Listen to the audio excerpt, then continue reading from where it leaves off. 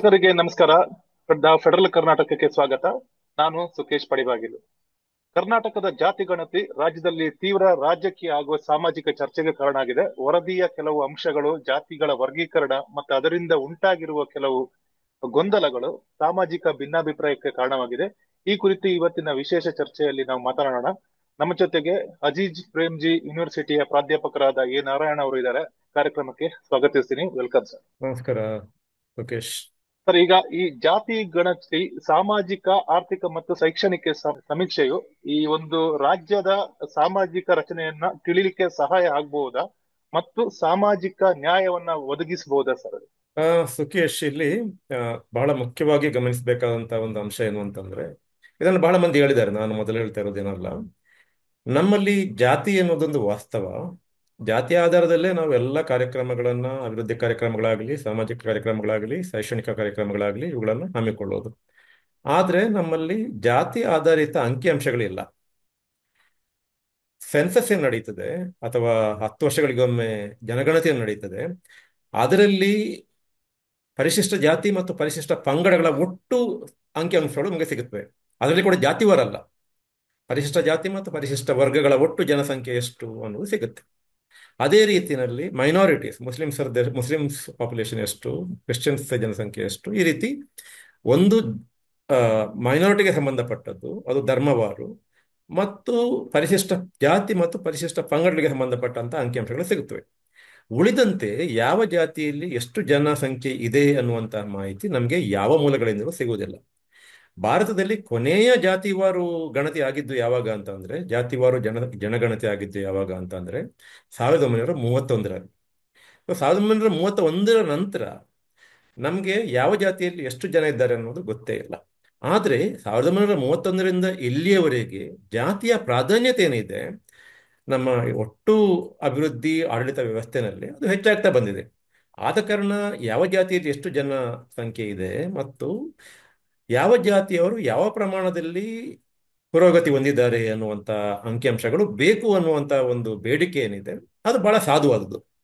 ಇದರ ಮಧ್ಯೆ ಏನಾಗುತ್ತೆ ಅಂತಂದ್ರೆ, 1992ರಲ್ಲಿ ಮಂಡಲ್ ಕಮಿಷನ್ ಜಡ್ಜ್ಮೆಂಟ್ ಅಥವಾ Indira Sawhney versus Union of India judgement Supreme Court ಏನು ಕೊಡ್ತು, ಅದರಲ್ಲಿ ಸುಪ್ರೀಂ ಕೋರ್ಟ್ ಒಂದು ಹೊಸ ಸಂಸ್ಥೆಯನ್ನ ರಾಜ್ಯವಾರು ಮತ್ತು ಕೇಂದ್ರದಲ್ಲಿ ಸ್ಥಾಪಿಸಬೇಕು ಅಂತ ಹೇಳ್ತದೆ. ಏನದು ಹೊಸ ಸಂಸ್ಥೆ ಅಂತಂದ್ರೆ ಪರ್ಮನೆಂಟ್ ಬ್ಯಾಕ್ವರ್ಡ್ ಕ್ಲಾಸಸ್ ಕಮಿಷನ್ ಅಂತ.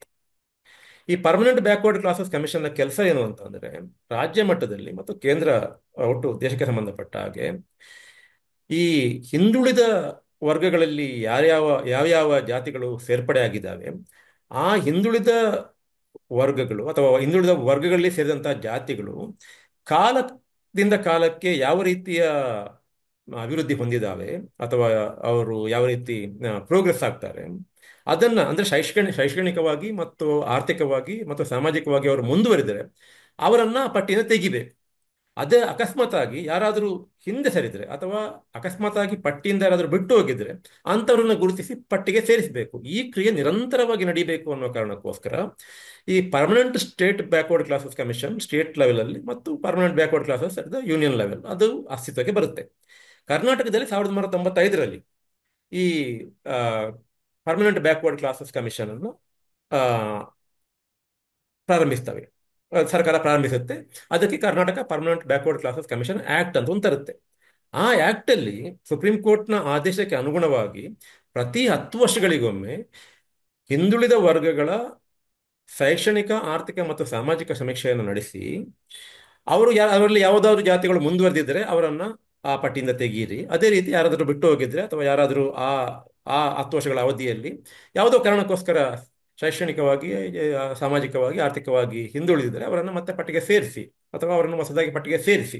ಈ ಕ್ರಿಯೆ ನಡೆಸಲಿಕ್ಕೆ ಬೇಕಾಗಿ ಒಂದು 10 ವರ್ಷಗಳಿಗೊಮ್ಮೆ ಒಂದು ಸಮೀಕ್ಷೆ ನಡೀಬೇಕು ಅಂತ ಆ ಆಕ್ಟ್ ಅಲ್ಲಿ ಇದೆ. ಸೆಕ್ಷನ್ 9 ಆಫ್ ದಟ್ ಆಕ್ಟ್ ಅಲ್ಲಿ ಇದೆ. ಅದರ ಪ್ರಕಾರ ಇದು ನಡೆದಿರುವಂತದ್ದು 2015 ಇಂದಿನ ಸಿದ್ದರಾಮಯ್ಯ ಸರ್ಕಾರ ಇದ್ದಾಗ ಇದು ನಡೆದಿರುವಂತದ್ದು. ಸೊ ಮೂಲಭೂತವಾಗಿ ನೀವೀಗ ಪ್ರಶ್ನೆಯಲ್ಲಿ ಹೇಳಿದ್ರಲ್ಲ, ಇದು ಒಂದು ಆರ್ಥಿಕ ಮತ್ತು ಶೈಕ್ಷಣಿಕ ಸಮೀಕ್ಷೆ ಹಿಂದುಳಿದ ವರ್ಗಗಳದ್ದು. ಆದ್ರೆ ಇದು ಇಡೀ ಪಾಪ್ಯುಲೇಷನ್ ಯಾಕೆ ಕವರ್ ಮಾಡಿತ್ತು ಅಂತ ಪ್ರಶ್ನೆ ಬರುತ್ತೆ. ಹಿಂದುಳಿದ ವರ್ಗಗಳಿಗೆ ಅಲ್ವಾ? ಯಾಕಂದ್ರೆ ಕರ್ನಾಟಕದಲ್ಲಿ ಆಲ್ಮೋಸ್ಟ್ ಎಲ್ಲರೂ ಕೂಡ ಹಿಂದುಳಿದ ಅವರ ಪಟ್ಟಿಯಲ್ಲಿ ಇದ್ದಾರೆ. ಆದ ಕಾರಣ ನೀವು ಅದು ಈ ಹಿಂದುಳಿದವರ ಶೈಕ್ಷಣಿಕ ಸಮೀಕ್ಷೆ ಅಥವಾ ಶೈಕ್ಷಣಿಕ ಮತ್ತು ಆರ್ಥಿಕ ಸಮೀಕ್ಷೆ ಅಂತ ಏನು ಬಂತು, ಅದು ಇಡೀ ಪಾಪ್ಯುಲೇಷನ್ ಅನ್ನ ಕವರ್ ಮಾಡುವ ರೀತಿಯಲ್ಲಿ ಆಯಿತು ಕರ್ನಾಟಕದಲ್ಲಿ.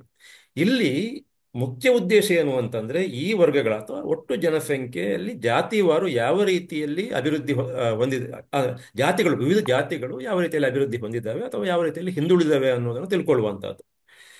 ಇಲ್ಲಿ ಜಾತಿಯ ಅಂಕೆ ಸಂಖ್ಯೆ ಇದೆ ಅಲ್ಲ, ಅದು ಇನ್ಸಿಡೆಂಟಲ್, ಅದು ಒಂದು ಸಾಪೇಕ್ಷವಾಗಿ, ಅಂದ್ರೆ ಈ ಒಟ್ಟು ನೀವು ಈ ಎಷ್ಟು ಮುಂದುವರೆದಿದ್ದಾರೆ ಅಥವಾ ಹಿಂದುಳಿದಿದ್ದಾರೆ ಅಂತ ತಿಳ್ಕೊಳ್ಳುವಂತಹ ಎಕ್ಸಸೈಸ್ ಏನಿದೆ, ಅದರಲ್ಲಿ ಜಾತಿಯಗೆ ಸಂಬಂಧಪಟ್ಟ ಯಾರು ಯಾವ ಜಾತಿಗೆ ಸೇರಿದವರು ಅನ್ನುವಂತಹ ಮಾಹಿತಿಯನ್ನು ಕೂಡ ಅಲ್ಲಿ ದಾಖಲಿಸಲಾಗಿದೆ. ಆದ ಇದು ಆ, ನಡೆದಿರುವಂತಹದ್ದು. ಇದರ ಆಧಾರದಲ್ಲಿ ಈ ಕಮಿಷನ್ ಏನ್ ಮಾಡಬೇಕು ಅಥವಾ ಪರ್ಮನೆಂಟ್ ಬ್ಯಾಕ್ವರ್ಡ್ ಕ್ಲಾಸಸ್ ಕಮಿಷನ್ ಏನ್ ಮಾಡಬೇಕು, ಈಗ ಈ ಸಮೀಕ್ಷೆ ನಡೆಯಿತು, ಸಮೀಕ್ಷೆ ನಡೆದ ನಂತರ ಈ ಸಮೀಕ್ಷೆ ಯಾಕೆ ನಡೆಸೋದು, ಯಾರನ್ನ ಸೇರಿಸಬೇಕು, ಯಾರನ್ನ ತೆಗಿಬೇಕು, ಯಾರಿಗೆ ಯಾವ ಪ್ರಮಾಣದಲ್ಲಿ ಅವರ ಪುರೋಗತಿಗೆ ಅನುಗುಣವಾಗಿ ಅಥವಾ ಅವರ ಹಿಂದುಳಿದಿರುವಿಕೆಗೆ ಅನುಗುಣವಾಗಿ ಮೀಸಲಾತಿ ಹೆಚ್ಚಿಸಬೇಕು ಅಥವಾ ಕಡಿಮೆ ಮಾಡಬೇಕು, ಈ ವರದಿಯನ್ನು ಕೊಡಬೇಕಲ್ವಾ. ಸೊ ಅದನ್ನು ಕೂಡ ಈಗ ಆ, ಕರ್ನಾಟಕ ಹಿಂದುಳಿದ ವರ್ಗಗಳ ಆಯೋಗ ಕೊಟ್ಟಿದೆ. ಸೊ ಇಲ್ಲಿ ಒಟ್ಟು ಮೂರು ವಿಚಾರಗಳಿದ್ದಾವೆ. ಒಂದು, ಜಾತಿಗೆ ಸಂಬಂಧಪಟ್ಟಂತ ಅಂಕಿಅಂಶಗಳು. ಇದು ಇನ್ಸಿಡೆಂಟಲ್ ಆಗಿ ಕಲೆಕ್ಟ್ ಆಗಿದ್ದು, ಅದನ್ನು ಜಾತಿಯ ಅಂಕಿಅಂಶಗಳನ್ನ ಕಲೆಕ್ಟ್ ಮಾಡ್ಲಿಕ್ಕೆಲ್ಲ ಈ ಸಮೀಕ್ಷೆ ಮಾಡಿರುವಂತಹದ್ದು ಅಥವಾ ಈ ಜನಗಣತಿ ಮಾಡಿರುವಂತಹದ್ದು. ಎರಡನೆಯದ್ದು, ಈ ವಿವಿಧ ಜಾತಿಗಳ ಹಿಂದುಳಿದಿರುವಿಕೆ ಅಥವಾ ಅವರ ಪುರೋಗತಿ, ಇದಕ್ಕೆ ಸಂಬಂಧಪಟ್ಟಂತಹ ವರದಿ.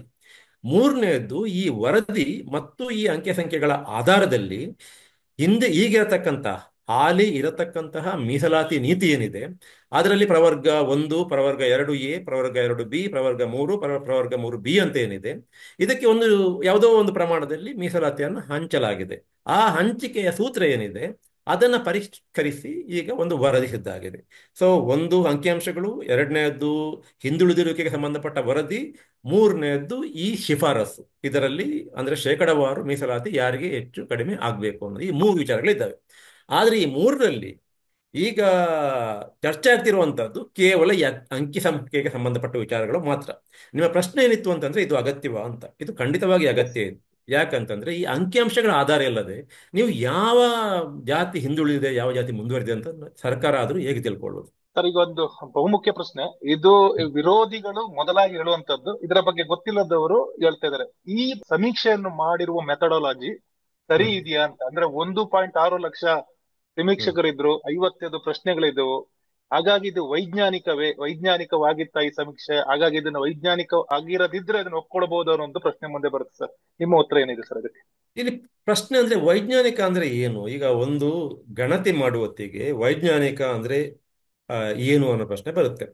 ವೈಜ್ಞಾನಿಕವಾಗಿ ಇದನ್ನು ಮಾಡಿದ್ದೇವೆ ಅಂತ ಹೇಳ್ಬಿಟ್ಟು ಅವರ ಮೆಥಡಾಲಜಿ, ಅವರದನ್ನು ಯಾವ ರೀತಿಯ ಮಾರ್ಗಸೂಚಿಗಳನ್ನ ಮತ್ತು ಕಾರ್ಯವಿಧಾನಗಳನ್ನ ಅನುಸರಿಸಿ ಈ ಇಡೀ ಗಣತಿಯನ್ನ ಮಾಡಿದ್ದಾರೆ, ಅದನ್ನ ಸಾಕಷ್ಟು ವಿವರಿಸಿದ್ದಾರೆ, ವರದಿಯಲ್ಲೂ ವಿವರಿಸಿದ್ದಾರೆ. ಈಗ ನಮಗೆ ಏನು ಲಭ್ಯ ಇದೆ ಆ ವರದಿಯಲ್ಲೂ ವಿವರಿಸಿದ್ದಾರೆ.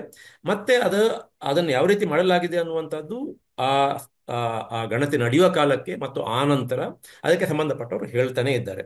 ಅದರಲ್ಲಿ ಬಹಳ ಏನು ನಾವು ಗೌರವಾನ್ವಿತ ಅಥವಾ ನಾವು ಬಹಳ ನಂಬಿಕಸ್ಥ ಅಂತ ಹೇಳುವಂತ ಕೆಲವು ಸಂಸ್ಥೆಗಳು, IIM, ಅದು ಕೇಂದ್ರ ಸರ್ಕಾರದ ಅಧೀನದಲ್ಲಿರ್ತಕ್ಕಂಥ ಸಂಸ್ಥೆ, Indian institute of management. Okay, ಬಹಳ ಏನು ಬಹಳ ಪ್ರತಿಷ್ಠಿತ ಅನ್ನುವಂತ ಒಂದು ಸಂಸ್ಥೆ, ಅದರ ಇನ್ವಾಲ್ವ್ಮೆಂಟ್ ಇದೆ. BEL, ನೀವು ಟೆಕ್ನಿಕಲ್ ಅಥವಾ ನಿಮ್ಮ ಸಾಫ್ಟ್ವೇರ್ಗೆ ಸಂಬಂಧಪಟ್ಟ ಹಾಗೆ ಭಾರತ್ ಎಲೆಕ್ಟ್ರಾನಿಕ್ಸ್, ಇದಕ್ಕಿಂತ ದೊಡ್ಡ ಸಂಸ್ಥೆಯನ್ನು ನೀವು ಹುಡುಕುವಂಗಿಲ್ಲ. ಈ ಸಂಸ್ಥೆ, ಇದು ಅಲ್ಲದೆ ಪರಿಣತರ ತಜ್ಞರ ಅಭಿಪ್ರಾಯವನ್ನು ಕೂಡ ದಾಖಲಿಸಲಾಗಿದೆ. ಮತ್ತು ಅದರ ಮೆಥಡಾಲಜಿ ಏನು ಅನ್ನೋದನ್ನು ಬಹಳ ಸ್ಪಷ್ಟವಾಗಿ ವಿವರಿಸಿದ್ದಾರೆ. ಇದು ಸಾಮಾನ್ಯವಾಗಿ ಗಣತಿ ಯಾವ ರೀತಿಯಲ್ಲಿ ನಡೀತದೆ ಅಂದ್ರೆ ಜನಗಣತಿ ಯಾವ ರೀತಿಯಲ್ಲಿ ನಡೀತದೆ ಅದೇ ರೀತಿಯಲ್ಲಿ ಇದು ಕೂಡ ನಡೆದಿದೆ. ಸೊ ಅಷ್ಟರ ಮಟ್ಟಿಗೆ ನಾವು ಅದರ ವೈಜ್ಞಾನಿಕತೆಯನ್ನು ಸ್ವೀಕರಿಸಬೇಕು. ಈಗ ಅದು ವೈಜ್ಞಾನಿಕವಾಗಿ ಇಲ್ಲ ಅನ್ನುವಂಥವರು ಕೆಲವು ಪ್ರಶ್ನೆಗಳು ಎತ್ತಿದ್ದಾರೆ. ಆ ಪ್ರಶ್ನೆಗಳಿಗೆ ಉತ್ತರಿಸುವುದು ಕೂಡ ಬಹುಶಃ ನಿಮ್ಮ ಪ್ರಶ್ನೆಗೆ ಉತ್ತರವಾಗಿ ನಾನು ಹೇಳಬೇಕು, ಅದಕ್ಕೆ ಯಾವ ರೀತಿಯಲ್ಲಿ ಉತ್ತರಿಸಬಹುದು ಅನ್ನೋದನ್ನು. ಅದು ಸರ್ಕಾರಕ್ಕೆ ಬಿಟ್ಟ ವಿಚಾರ. ಆದರೆ ನಮ್ಮ ಚರ್ಚೆಯಲ್ಲಿ ಬಂದ ಕಾರಣ ನಾನು ಅದಕ್ಕೆ ಸಂಬಂಧಪಟ್ಟಾಗ ಒಂದೆರಡು ವಿಚಾರಗಳನ್ನು ಹೇಳ್ತೇನೆ. ಮೊದಲನೇದು ಇವರು ಹೇಳುವುದೇನು ಅಂತಂದ್ರೆ, ನೋಡಿ, ಆ ಆ, ಒಂದು 34 ಲಕ್ಷನೋ ಅಥವಾ ಒಂದು 50 ಲಕ್ಷ ಜನ ಇದರಲ್ಲಿ ಕೌಂಟ್ ಆಗಿಲ್ಲ ಅಂತ.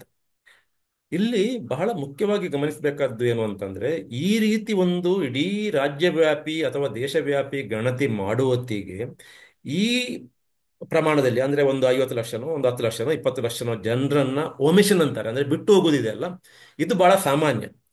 ಯಾಕೆ ಸಾಮಾನ್ಯನ ಅಂತ ನಾನು ಹೇಳ್ತೇನೆ ಅಂತಂದ್ರೆ, ಇದನ್ನು ನಾನು ಸುಮ್ಮನೆ ಬಾಯಿ ಮಾತಿಗೆ ಹೇಳುವುದಲ್ಲ. ನೀವು 2011ರ ಜನಗಣತಿ ಅಥವಾ ಸೆನ್ಸಸ್ ರಿಪೋರ್ಟ್ ನೋಡಿ. ಈಗ ನಮ್ಮಲ್ಲಿ ಸೆನ್ಸಸ್ ಅಂತ ಏನಿದೆ, ಜನಗಣತಿ ಕೇಂದ್ರ ಸರ್ಕಾರ ಮಾಡುವಂತಹ, ಈಗ ಮಾಡ್ತಾ ಇಲ್ಲ, ಅದು ಪ್ರಶ್ನೆ ಬೇರೆ. ಆದರೆ 2011ರ ತನಕ ನಿರಂತರವಾಗಿ ಆ, ಏನು ಕೇಂದ್ರ ಸರ್ಕಾರ ಪ್ರತಿ 10 ವರ್ಷಗಳಿಗೊಮ್ಮೆ ಜನಗಣತಿ ಮಾಡ್ತಾ ಬಂತು.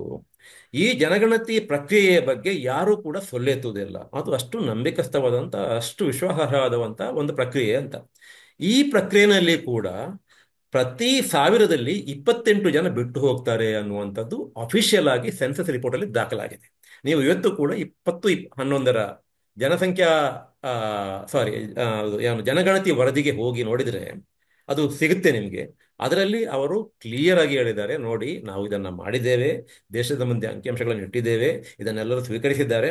ಆದರೆ ಒಂದು ವಿಚಾರ ತಿಳಿದಿರಲಿ, ಪ್ರತಿ 1000 ಜನಸಂಖ್ಯೆಗೆ 28 ಜನರನ್ನು ನಮಗೆ ಕೌಂಟ್ ಮಾಡಲಿಕ್ಕೆ ಆಗಿಲ್ಲ ಅಂತ ಅವರೇ ಒಪ್ಪಿಕೊಂಡಿದ್ದಾರೆ. ಸೊ ಇದು ಬಹಳ ಮಾಮೂಲಿ, ಇಷ್ಟು ಜನ ಬಿಟ್ಟು ಹೋಗೋದು ಬಹಳ ಮಾಮೂಲಿ. ಸೊ ಆದ ಕಾರಣ ನಿಮಗೆ ಏನು ಈಗ ಒಂದು 34 ಲಕ್ಷ ಜನ ಬಿಟ್ಟು ಹೋದ್ರು ಅನ್ನೋದು ಅದೊಂದು ಇಶ್ಯೂನೇ ಅಲ್ಲ ನನ್ನ ಪ್ರಕಾರ. ಆದ ಕಾರಣ ಇದರ ಸೈಂಟಿಫಿಕ್ ನೇಚರ್ ಏನಿದೆ, ಇದರ ವೈಜ್ಞಾನಿಕತೆ ಏನಿದೆ, ಆ, ಅದು ಕಡಿಮೆ ಆಗುವುದಿಲ್ಲ ಅಂತ ನನ್ನ ಅಭಿಪ್ರಾಯ. ಎರಡನೇದು, ಇವರು ಹೇಳ್ತಾರೆ ಇಲ್ಲ, ಈಗ ಹಾವನೂರು ವರದಿ ಕೊಡುವ ಹೊತ್ತಿಗೆ, ವೆಂಕಟಸ್ವಾಮಿ ಆಯೋಗ ವರದಿ ಕೊಡುವ ಹೊತ್ತಿಗೆ ಎಲ್ಲ ಕೆಲವು ಜಾತಿಗಳ ಜನಸಂಖ್ಯೆ ಹೆಚ್ಚಿತ್ತು, ಅದು ಈಗ ಕಡಿಮೆ ಆಗಿದೆ ಅಂತ. ನೋಡಿ, ಹಾವನೂರು ವರದಿಯಾಗಲಿ, ವೆಂಕಟಸ್ವಾಮಿ ವರದಿಯಾಗಲಿ, ಚಿನ್ನಪ್ಪರೆಡ್ಡಿ ವರದಿಯಾಗಲಿ, ಅಥವಾ ಅದಕ್ಕಿಂತ ಹಿಂದೆ ಬಂದಂತಹ ನಾಗನಗೌಡ ಕಮಿಟಿ ವರದಿಯಾಗಲಿ, ಇವು ಯಾವುದೂ ಕೂಡ ನೀವು ಸೆನ್ಸಸ್ ಅಥವಾ ಜನಗಣತಿ ಮಾಡಿಬಿಟ್ಟು ಕೊಟ್ಟಂತ ವರದಿಗಳಲ್ಲ. ಇವೆಲ್ಲವೂ ಕೂಡ ಏನು ಮಾಡಿದ್ದಾವೆ ಅಂತಂದ್ರೆ, ನಾನಾಗ ಹೇಳಿದಲ್ಲ 1931ರ ಜನಗಣತಿ ವರದಿ ಅಂತ, ಆ ಜನಗಣತಿ ವರದಿಯಲ್ಲಿರತಕ್ಕಂಥ ಅಂಕಿಅಂಶಗಳನ್ನ ಪ್ರೊಜೆಕ್ಷನ್ ಮಾಡಿಬಿಟ್ಟು ಕೊಟ್ಟಿರುವಂತದ್ದು. ಆಗಷ್ಟಿದ್ರೆ ಈಗಿಷ್ಟ ಆಗಬಹುದು ಅಂತ ಊಹಿಸಿ ಕೊಟ್ಟಿರುವಂತಹದ್ದು. ಅವು ವಿಶ್ವಾಸಾರ್ಹವಾದಂತಹ ಪುರಾವೆಗಳಲ್ಲ, ಅಂಕಿಸಂಖ್ಯೆಗಳಲ್ಲ. ಸಹಜವಾಗಿಯೇ ನೀವು ಅಂಕಿಸಂಖ್ಯೆಗಳನ್ನ ಪ್ರತಿ ತಲೆಯನ್ನ ಲೆಕ್ಕ ಹಾಕಿ ಸಂಗ್ರಹಿಸಿದಾಗ ಅದರಲ್ಲಿ ಹೆಚ್ಚು ಕಡಿಮೆ ಆಗುವಂಥದ್ದು ಸ್ವಾಭಾವಿಕ. ಆದ ಕಾರಣ ಕೆಲವು ಜಾತಿಗಳ ಅಂಕಿಸಂಖ್ಯೆಗಳು ಕಡಿಮೆ ಆಗಿದ್ದಾವೆ ಅಂತ ಅಂದಾಗ ಅದು ಸೈಂಟಿಫಿಕ್ ಅಲ್ಲ ಅನ್ನೋದಕ್ಕೆ ಆ, ಆಧಾರ ಆಗುವುದಿಲ್ಲ. ಮೂರನೇದಾಗಿ ಏನ್ ಹೇಳ್ತಾರೆ ಅಂತಂದ್ರೆ, ಈಗ ಕೆಲವು ಜಾತಿಗಳ ಸಂಖ್ಯೆಯನ್ನು ಲೆಕ್ಕ ಹಾಕುವ ಹೊತ್ತಿಗೆ ಮುಖ್ಯ ಪ್ರಮುಖವಾದಂತ ಮುಖ್ಯಧಾರೆ ಜಾತಿ ಏನಿದೆ ಅದನ್ನು ಒಂದು ಕಡೆ ಲೆಕ್ಕ ಹಾಕ್ತೀರಾ, ಉಳಿದ ಉಪಜಾತಿಗಳೆಲ್ಲ ಇದ್ದಾವೆ ಅವುಗಳನ್ನು ಬೇರೊಂದು ಕಡೆ ಲೆಕ್ಕ ಹಾಕಿದ್ದೀರಾ. ಇದರಿಂದಾಗಿ ಕೂಡ ಕೆಲವು ಜಾತಿಗಳ ಒಟ್ಟು ಸಂಖ್ಯೆಯಲ್ಲಿ ಹೆಚ್ಚು ಕಡಿಮೆ ಆಗಿದೆ ಅಂತ. ಸರಿಯಪ್ಪ, ಈಗ ಒಂದು ಜಾತಿಯ ಸಂಖ್ಯೆ ಇದೆ ನಿಮ್ಮ ಹತ್ರ, ಪ್ರಮುಖ ಜಾತಿಯ ಸಂಖ್ಯೆ ಇದೆ, ಉಪಜಾತಿಗಳ ಸಂಖ್ಯೆ ಇದೆ, ನೀವು ಕುಳಿತುಕೊಂಡು ಒಟ್ಟು ಸೇರಿಸಿಯಪ್ಪ ಎಲ್ಲವನ್ನು ಕೂಡ, ಅಲ್ವಾ? ಈಗ ಒಂದು ಎ ಅನ್ನುವಂತ ಒಂದು ಮುಖ್ಯ ಜಾತಿ ಇದೆ, ಅದರಲ್ಲಿ XYZ ಅನ್ನುವಂಥ ಉಪಜಾತಿಗಳಿದ್ದಾವೆ.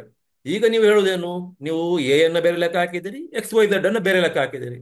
ಲೆಕ್ಕ ಹಾಕಿದಿರಲ್ವಾ? ಎ ಜೊತೆ XYZ ಅನ್ನು ಸೇರಿಸಿ ಪೂರ್ತಿ ನಿಮ್ಮ ಜಾತಿ ಅಂತ ಹೇಳಿ, ಅದರಲ್ಲಿ ಏನು ಏನು ಏನು ಏನು ತೊಂದರೆ ಆಯಿತು? ನನಗೆ ಏನು ತೊಂದರೆ ಅಂತ ನನಗೆ ಅರ್ಥ ಆಗೋದಿಲ್ಲ. ಸೊ ಇದು ಸೈಂಟಿಫಿಕ್ ಆಗಿ ಇಲ್ಲ ಅನ್ನೋದಕ್ಕೆ ಇವರು ಈಗ ಯಾವ ಪುರಾವೆಗಳನ್ನ ಕೊಡ್ತಾ ಇದ್ದಾರೆ, ಆ ಯಾವ ಪುರಾವೆಗಳು ಕೂಡ ವೈಜ್ಞಾನಿಕವಾದಂತಹ ಪುರಾವೆಗಳಲ್ಲ. ಇದು ವೈಜ್ಞಾನಿಕತೆ ಎಲ್ಲಿಲ್ಲ ಅಂತ ಹೇಳಿದ್ರೆ, ಜನಗಣ ಈ ಈ ಗಣತಿಯನ್ನು ಮಾಡಿದ್ದಾರೆ ಅಥವಾ ಸಮೀಕ್ಷೆಯನ್ನು ಮಾಡಿದ್ದಾರೆ. ಸಮೀಕ್ಷೆ ಅಂತ ಹೇಳುವಾಗಿಲ್ಲ, ಇದು ಗಣತಿ. ಯಾಕಂದ್ರೆ ಸಮೀಕ್ಷೆ ಅಂತ ಹೇಳಿ ಯಾವಾಗ ಹೇಳ್ತೇವೆ ಅಂತಂದ್ರೆ, ಈಗ 100 ಜನ ಇದ್ರೆ ಅದರಲ್ಲಿ ಒಂದು 10 ಜನರನ್ನ ನೀವು ಒಂದು ಒಂದು ಮಾದರಿಯನ್ನ ಸಂಗ್ರಹಿಸಿ ಅವರ ಹತ್ರ ಹೋಗಿ ಮಾತಾಡಿಸಿದರೆ, ಅವರ ಸಂಖ್ಯೆಗಳನ್ನ ನೀವು ಕಲೆ ಹಾಕಿ ಆ ಅಂಕೆ ಸಂಖ್ಯೆಯಲ್ಲಿ ಬರತಕ್ಕಂತಹ ಕಂಡುಕೊಳ್ಳುವಿಕೆ ಏನಿದೆ, ಫೈಂಡಿಂಗ್ಸ್ ಏನಿದೆ, ಅದನ್ನು ಒಟ್ಟು 100 ಜನರಿಗೆ ನೀವು ಅನ್ವಯಿಸಿ ಹೇಳುವಾಗ ಅದು ಸಮೀಕ್ಷೆ ಆಗುತ್ತೆ. ಇದು ಸಮೀಕ್ಷೆ ಅಲ್ಲ, ಇದು ಇಡೀ ಪಾಪ್ಯುಲೇಷನ್ ಅನ್ನ ನೀವು ಕವರ್ ಮಾಡಿಬಿಟ್ಟು ಗಣತಿ ಮಾಡಿರುವಂತ. ಓಕೆ, ಸೊ ಈ ಗಣತಿ ಮಾಡಿದಂಥ ವಿಧಾನ ವೈಜ್ಞಾನಿಕವಾಗಿ ಇಲ್ಲ ಅನ್ನುವಂಥ ರೀತಿಯಲ್ಲಿ ಯಾವ ಯಾವ ಕಾರಣಗಳನ್ನ ಕೊಡಲಾಗುತ್ತೆ, ಆ ಕಾರಣಗಳು ಯಾವುದೂ ಕೂಡ ವೈಜ್ಞಾನಿಕವಾಗಿಲ್ಲ ಅಂತ ನನ್ನ ಅನಿಸಿಕೆ. ಇದರಲ್ಲಿ ಮುಖ್ಯವಾಗಿ ಅದು ಬಹುಶಃ ನೀವು ಮುಂದೆ ಕೂಡ ಇದನ್ನ ಕೇಳ್ಬೋದು ಈ ವಿಚಾರವನ್ನು. ಆದರೆ ಈ ಸೈಂಟಿಫಿಕ್ ಅಥವಾ ಇದು ವೈಜ್ಞಾನಿಕವಾಗಿ ಇಲ್ಲ ಅಂತ ಏನು ಹೇಳಲಾಗುತ್ತೆ, ಅದಕ್ಕೆ ಸಂಬಂಧಪಟ್ಟಾಗೆ ಇನ್ನೊಂದು ವಿಚಾರ ಮುಸ್ಲಿಮರದು. ಈಗ ಮುಸ್ಲಿಮರ ಸಂಖ್ಯೆ ಹಿಂದೆ ಇದ್ದದ್ದಕ್ಕಿಂತ ಹೆಚ್ಚಾಯಿತು ಅಂತ ಆ, ಹೇಳ್ತಿದ್ದಾರೆ. ಹಿಂದೆ ಇದ್ದದಕ್ಕೆಂದ್ರೆ ಯಾವಾಗ ಹಿಂದೆ ಇದ್ದದಕ್ಕಿಂತ ಹೆಚ್ಚಾಯಿತು? ಓಕೆ, ಈಗ ನಾನಾಗ್ಲೇ ಹೇಳಿದಾಗೆ ಪ್ರತಿ 10 ವರ್ಷಕ್ಕೊಮ್ಮೆ ನೀವು ಜನಗಣತಿ ನಡೆಯುವತ್ತಿಗೆ ಮುಸ್ಲಿಮರ ಸಂಖ್ಯೆಯನ್ನು ಲೆಕ್ಕ ಹಾಕ್ಲಿಕ್ಕಾಗತ್ತೆ. ಸೊ ಆಗ ಮುಸ್ಲಿಮರ ಸಂಖ್ಯೆ ಎಷ್ಟು ಇತ್ತು ಅಂದ್ರೆ, 2011ರಲ್ಲಿ ಮುಸ್ಲಿಮರ ಸಂಖ್ಯೆಯನ್ನ ಕೇಂದ್ರ ಸರ್ಕಾರದ ಜನಗಣತಿ ಎಷ್ಟು ತೋರಿಸ್ತು, ಅದಕ್ಕಿಂತ ಸ್ವಲ್ಪ ಕಡಿಮೆ ಈ ನಮ್ಮ ಕರ್ನಾಟಕದ ಆ, ಏನು ಏನು ಗಣತಿ ನಡೆಯಿತು, ಹಿಂದುಳಿದ ಆರ್ಥಿಕ ಆರ್ಥಿಕ ಮತ್ತು ಸಾಮಾಜಿಕ ಮತ್ತು ಶೈಕ್ಷಣಿಕ ಗಣತಿಯನ್ನು ನಡೆಯಿತು. ಅದರಲ್ಲಿ ಲೆಕ್ಕ ಹಾಕಿದಂಥ ಮುಸ್ಲಿಮರ ಸಂಖ್ಯೆ 2011ರಲ್ಲೇ ಜನಗಣತಿಯಲ್ಲಿ ಲೆಕ್ಕ ಹಾಕಿದಕ್ಕಿಂತ ಕಡಿಮೆ ಇದೆ. ನೀವು ಹೆಚ್ಚು ಅಂತ ಯಾವ ಅರ್ಥದಲ್ಲಿ ಹೇಳ್ತೀರಾ? ಇಲ್ಲಿ ನೋಡಿ, ಮಾಧ್ಯಮಗಳು ಮಾಡತಕ್ಕಂಥ ಒಂದು ದೊಡ್ಡ ದುರಂತ ಅಂತಂದ್ರೆ ಅದು ಯಾವ ಕಾರಣಕ್ಕೋಸ್ಕರ ಮಾಡ್ತಾರೋ ಅಂತ ನನಗಂತೂ ಗೊತ್ತಿಲ್ಲ. ಈ ರೀತಿ ಮಾಧ್ಯಮಗಳು ದಾರಿ ತಪ್ಪಿಸುವಂತ ಕೆಲಸವನ್ನ ಬಿಡಬೇಕು. ದೊಡ್ಡದಾಗಿ ಕೆಲವು ಟಿವಿಗಳಲ್ಲಿ ಹೆಡ್ಲೈನ್ ಬರುತ್ತೆ, ಕರ್ನಾಟಕದ ಅತ್ಯಂತ ದೊಡ್ಡ ಸಂಖ್ಯೆಯ ಜಾತಿ ಅಂದ್ರೆ ಮುಸ್ಲಿಮರು. ಈ ಗಣತಿಯ ಅಲ್ಲಿ ಕಂಡುಕೊಂಡದ್ದು ಏನು ಅಂತಂದ್ರೆ, ಅಥವಾ ಈ ಗಣತಿ ಹೇಳುವಂತದ್ದು ಏನು? ಇದಕ್ಕೊಂದು ಪೂರಕ ಪ್ರಶ್ನೆ ಕೇಳ್ಬಿಡ್ಲಾ ನಾನು ಇದಕ್ಕೆ ಕೇಳ್ಬೋದು ಪೂರಕವಾಗಿ? ಕೇಳಿ. ಅಂದ್ರೆ ಕೆಲವು ಜಾತಿಗಳನ್ನ ಹುಟ್ಟು ಲೆಕ್ಕ ಕೊಟ್ಟು ಕೆಲವು ಉಪ ಪಂಗಡಗಳನ್ನ ಕೊಟ್ಟಿದ್ದೀರಿ ಅಂತೇಳಿ. ಹ್ಮ್. ಇಲ್ಲಿ ಕೆಲವು ನೀವು ಏನೇ ಹೇಳಿದ್ರಲ್ಲ ಅದೇ ರೀತಿ ಹೇಳೋದಾದ್ರೆ ಮುಸ್ಲಿಮರಲ್ಲಿ ಕೂಡ ಸಾಕಷ್ಟು ಉಪ ಪಂಗಡಗಳಿವೆ ಅನ್ನೋ ಒಂದು ಚರ್ಚೆ ಕೂಡ ಇದೆ. ಹ್ಮ್ ಹ್ಮ್. ಅವರನ್ನು ಅದೇ ರೀತಿ ಕೊಡಬಹುದಾಗಿತ್ತು ಅನ್ನೋ ಒಂದು ಪ್ರಶ್ನೆ ಕೂಡ ಇದೆ ಸರ್. ಒಂದು ಈ ಅಲ್ಲ, ಕೊಟ್ಟಿಲ್ಲ. ಓಕೆ. ಎಸ್, ಹೇಳಿ. ಈಗ ನೀವು ಒಟ್ಟು ಸೇರಿಸಬಹುದು ನೀವು ಅಂತಂದ್ಮೇಲೆ ಅದನ್ನು ಹಂಗೆ ಕೊಟ್ಟು ಅದೇ ರೀತಿ ಒಟ್ಟು ಸೇರಿಸಬಹುದು ಅಂತಲೇ ಆಯ್ಕೆ ಬಿಡಬಹುದಾಗಿತ್ತಲ್ಲ. ಮುಸ್ಲಿಮರನ್ನೆಲ್ಲ ಆಯ್ತು. ಒಂದೇ ಸಂಖ್ಯೆ ತೋರಿಸಿ ಆ ತರ ಒಂದು ಆಯ್ತು. ಪ್ರತಿಮೆ ಇದೆ. ಎಸ್. ಆಯ್ತು. ಈಗ ಎರಡು ವಿಚಾರಗಳಿದ್ದಾವೆ ಅಲ್ಲಿ. ಈಗ ಅವರು ಹೇಳುವುದೇನು ಅಂತಂದ್ರೆ, ಈಗ ಮೊನ್ನೆ ಜಯಪ್ರಕಾಶ್ ಹೆಗಡೆ ಅವರು ಕೊಟ್ಟಂತ ಒಂದು ಸಂದರ್ಶನ ನೋಡಿದೆ. ಅವರು ಹೇಳೋ ಪ್ರಕಾರ ಆಗೇನ ಆಗಿಲ್ಲ, ಮುಸ್ಲಿಮರಲ್ಲಿ ಕೂಡ ಉಪಜಾತಿಗಳನ್ನು ಲೆಕ್ಕ ಹಾಕಿದ್ದೇವೆ ಅಂತ ಅವರು ಹೇಳ್ತಾ ಇದ್ದಾರೆ. ಓಕೆ, ಅವರೇನು ನಮ್ಮ ಮುಸ್ಲಿಮರನ್ನು ಉಪಜಾತಿಗಳನ್ನು ಲೆಕ್ಕ ಹಾಕಿಲ್ಲ ಅಂತ ಅವ್ರೇನು ಹೇಳ್ತಾ ಇಲ್ಲ, ಹಾಕಿದ್ದೇವೆ ಅಂತ ಅವ್ರು ಹೇಳ್ತಾ ಇದ್ದಾರೆ. ಒಂದು ವೇಳೆಗೆ ನಾನು ಪೂರ್ತಿ ರಿಪೋರ್ಟ್ ಅನ್ನು ಓದಿಲ್ಲ, ಇನ್ನು ಕೂಡ ಅದು ಅಧಿಕೃತವಾಗಿ ಬಹಿರಂಗ ಆಗಿಲ್ಲ. ಒಂದು ವೇಳೆ ನೀವು ಹೇಳುವ ಹಾಗೆ, ಅಥವಾ ನೀವು ಯಾರನ್ನ ಉದ್ಧರಿಸಿ ಹೇಳ್ತಿದ್ದೀರಾ ಅವರು ಹೇಳುವ ಹಾಗೆ, ಮುಸ್ಲಿಮರಲ್ಲಿ ಉಪಜಾತಿಗಳನ್ನು ಲೆಕ್ಕ ಹಾಕಲಾಗಿಲ್ಲ, ಉಳಿದ ಹಿಂದೂ ಜಾತಿಗಳಲ್ಲಿ, ಹಿಂದೂ ಜಾತಿ ಅಂತ ಏನು ಕರಿತೇವೆ ನಾವು, ಅವುಗಳಲ್ಲಿ ಉಪಜಾತಿಗಳನ್ನು ಲೆಕ್ಕ ಹಾಕಲಾಯಿತು ಅಂತ ತಿಳ್ಕೊಳ್ಳಿ. ಏನದ್ರಲ್ಲಿ ವ್ಯತ್ಯಾಸ ಏನಾಗುತ್ತೆ? ಈಗ ನೀವು ಉಪಜಾತಿಗಳನ್ನು ಮತ್ತು ಜಾತಿಯನ್ನು ಒಟ್ಟು ಸೇರಿಸಿದ್ರೆ ನಿಮಗೊಂದು ಒಟ್ಟು ಹಿಂದೂಗಳ ಸಂಖ್ಯೆ ಸಿಗುತ್ತೆ. ನೀವು ಅಲ್ಲಿ ಒಟ್ಟು ಮುಸ್ಲಿಮರ ಸಂಖ್ಯೆ ಸಿಗುತ್ತೆ. ನಿಮಗೆ ಏನು, ಎರಡು ಧರ್ಮಗಳು, ಮುಸ್ಲಿಮರ ಸಂಖ್ಯೆ ಎಷ್ಟು, ಹಿಂದೂಗಳ ಸಂಖ್ಯೆ ಎಷ್ಟು ಅನ್ನೋದು ನಿಮಗೆ ಹೇಗೂ ಸಿಗುತ್ತೆ ಅಲ್ಲ ಅಲ್ವಾ? ಅದರಲ್ಲಿ ನೀವು ಮತ ಅಲ್ಲ ಸರ್, ಈಗ ಪ್ರಶ್ನೆ ಬರೋದೇನಂದ್ರೆ ಇದರಲ್ಲಿ ಮತ ಬ್ಯಾಂಕ್ ಮತ್ತು ರಾಜಕೀಯ ಏನಾದ್ರೂ ಇದೆಯಾ ಅನ್ನೋ ಒಂದು ಪ್ರಶ್ನೆನೇ ಉದ್ಭವ ಆಗಿರೋದು. ಅಲ್ಲ, ಈಗ ಮತ ಬ್ಯಾಂಕ್, ಈಗ ನೋಡಿ, ಈ ಪ್ರಪಂಚದ ಈ ನಮ್ಮ ಪ್ರಜಾತಾಂತ್ರಿಕ ರಾಜಕೀಯದಲ್ಲಿ ಯಾವುದೇ ವಿಚಾರ ಇರಲಿ ಅದನ್ನು ನೀವು ರಾಜಕೀಯವಾಗಿ ಬಳಸಬಹುದು. ಓಕೆ, ಅದು ಬಡತನದ ಪ್ರಶ್ನೆಯನ್ನು ಬಳಸಬಹುದು, ಜಾತಿಯ ಪ್ರಶ್ನೆಯನ್ನು ಬಳಸಬಹುದು, ಲಿಂಗದ ಪ್ರಶ್ನೆಯನ್ನು ಬಳಸಬಹುದು, ಅಪರಾಧದ ವಿಷಯಗಳನ್ನ ಬಳಸಬಹುದು, ಯಾವುದನ್ನಾದ್ರೂ ಬಳಸಬಹುದು. ಯಾವುದನ್ನು ಅಂದ್ರೆ, ಈಗ ಯಾವುದೋ ಒಂದು ವಿಚಾರ ರಾಜಕೀಯವಾಗಿ ದುರ್ಬಳಕೆ ಆಗುತ್ತೆ ಅನ್ನುವಂತ ಕಾರಣಕ್ಕೋಸ್ಕರ ಅದನ್ನು ಮಾಡದೇ ಇರ್ಲಿಕ್ಕೆ ಆಗುತ್ತಾ? ಆಗೋದಿಲ್ಲ ಅಲ್ಲ. ಲೆಕ್ಕ ಹಾಕ್ಲೇಬೇಕು. ಹೊತ್ತಿಗೆ ಏನಾದರೂ ಹೆಚ್ಚು ಕಡಿಮೆ ಆದರೆ ಅದಕ್ಕೆ ಪರಿಹಾರ ಇದೆ ಇಲ್ವೋ ಅನ್ನುವಂಥದ್ದು ಪ್ರಶ್ನೆ. ಈಗ ಮುಸ್ಲಿಮರ ವಿಚಾರದಲ್ಲಿ ಉಪಜಾತಿಗಳನ್ನು ಲೆಕ್ಕ ಹಾಕಲಾಗಿಲ್ಲ ಅಂತ ನೀವು ತಿಳ್ಕೊಂಡಿದ್ರು ಕೂಡ, ಪ್ರಮುಖವಾಗಿ ನಿಮಗೆ ಬೇಕಾಗಿರತಕ್ಕಂಥ ಅಂಶ ಏನು, ಅಥವಾ ನೀವು ರಾಜಕೀಯವಾಗಿ ದುರ್ಬಳಕೆ ಮಾಡಿಕೊಳ್ತೀರಿ ಅಂದಾಗಲೂ ನಿಮಗೆ ಒಟ್ಟು ಮುಸ್ಲಿಮರ ಸಂಖ್ಯೆ ಎಷ್ಟು ತೋರಿಸುತ್ತೆ, ಅದು ಸರಿ ಇದೆಯಾ ಇಲ್ವೋ ಅನ್ನುವಂಥದ್ದು ಪ್ರಶ್ನೆ. ಹಿಂದೂಗಳ ಸಂಖ್ಯೆ ಒಂದು ಸರಿಯಾಗಿ ಲೆಕ್ಕ ಹಾಕಲಾಗಿದೆಯೋ, ಮುಸ್ಲಿಮರ ಸಂಖ್ಯೆ, ಒಟ್ಟು ಸಂಖ್ಯೆಯನ್ನು ಸರಿಯಾಗಿ ಲೆಕ್ಕ ಹಾಕಲಾಗಿದೆಯೋ ಇಲ್ವೋ ಅನ್ನುವಂಥದ್ದು ಪ್ರಶ್ನೆ ಇಲ್ಲಿ. ಅದರಲ್ಲಿ ಉಪಜಾತಿಗಳಿರಲಿ ಇಲ್ಲದಿರಲಿ ಅದು ಪ್ರಶ್ನೆ ಬೇರೆ ಅಲ್ವಾ? ಈಗ ಮುಸ್ಲಿಮರ ಸಂಖ್ಯೆ, ನಾನಾಗಲೇ ಹೇಳಿದ ಹಾಗೆ, ಈ ಗಣತಿಯಲ್ಲಿ ಕಂಡುಕೊಂಡ ಹಾಗೆ ಅದು 2011ರಲ್ಲಿ ಕೇಂದ್ರ ಸರ್ಕಾರ ಲೆಕ್ಕ ಹಾಕಿದ ಸಂಖ್ಯೆಗಿಂತ ಕಡಿಮೆ ಇದೆ ಅನ್ನುವಂಥ ಅಂಶವನ್ನ ಯಾಕಪ್ಪ ಮುಚ್ಚಿಡ್ತೀರಾ? ನನ್ನ ಪ್ರಶ್ನೆ ಇದು. ಸೊ ಆದ ಕಾರಣ ನನಗೆ ಒಟ್ಟು ನೋಡಿ, ನನಗೆ ಸುಕೇಶ್ ಅವರೇ, ಇಲ್ಲಿ ಕೆಲವು ವರ್ಗಗಳು, ಕೆಲವು ಜಾತಿಗಳು ನಮಗೆ ಅನ್ಯಾಯ ಆಗಿದೆ, ಅನ್ಯಾಯ ಆಗಿದೆ, ಅನ್ಯಾಯ ಆಗಿದೆ ಅಂತ ಹೇಳ್ತಾ ಇದ್ದಾರೆ. ನನಗೆ ಇದರಲ್ಲಿ ಎಲ್ಲಿ ಅನ್ಯಾಯ ಆಗಿದೆ ಅಂತ ನನಗಂತೂ ಮನವರಿಕೆ ಆಗಿಲ್ಲ. ನಾನು ಕಾಂಗ್ರೆಸ್ನ ಪರವಾಗಿ ಮಾತಾಡೋದ್ರಲ್ಲಿ ಇದು ಕಾಂಗ್ರೆಸ್ನವರು ಉತ್ತರಿಸಬೇಕಂತ ವಿಚಾರ.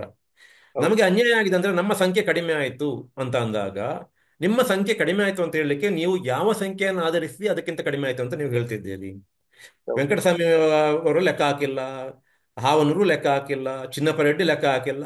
ಮೊದಲಿಗೆ ಲೆಕ್ಕ ಆಗ್ತಿರುವುದು 1931ರಲ್ಲಿ ಅಷ್ಟಿತ್ತು, ಈಗ ಇಷ್ಟು ಬೆಳಿಲಿಲ್ವಾ ಅಂತ ಕೇಳಿದ್ರೆ, 1931ರಲ್ಲಿ ಕರ್ನಾಟಕ ರಾಜ್ಯ ಎಲ್ಲಿತ್ತು ಸ್ವಾಮಿ?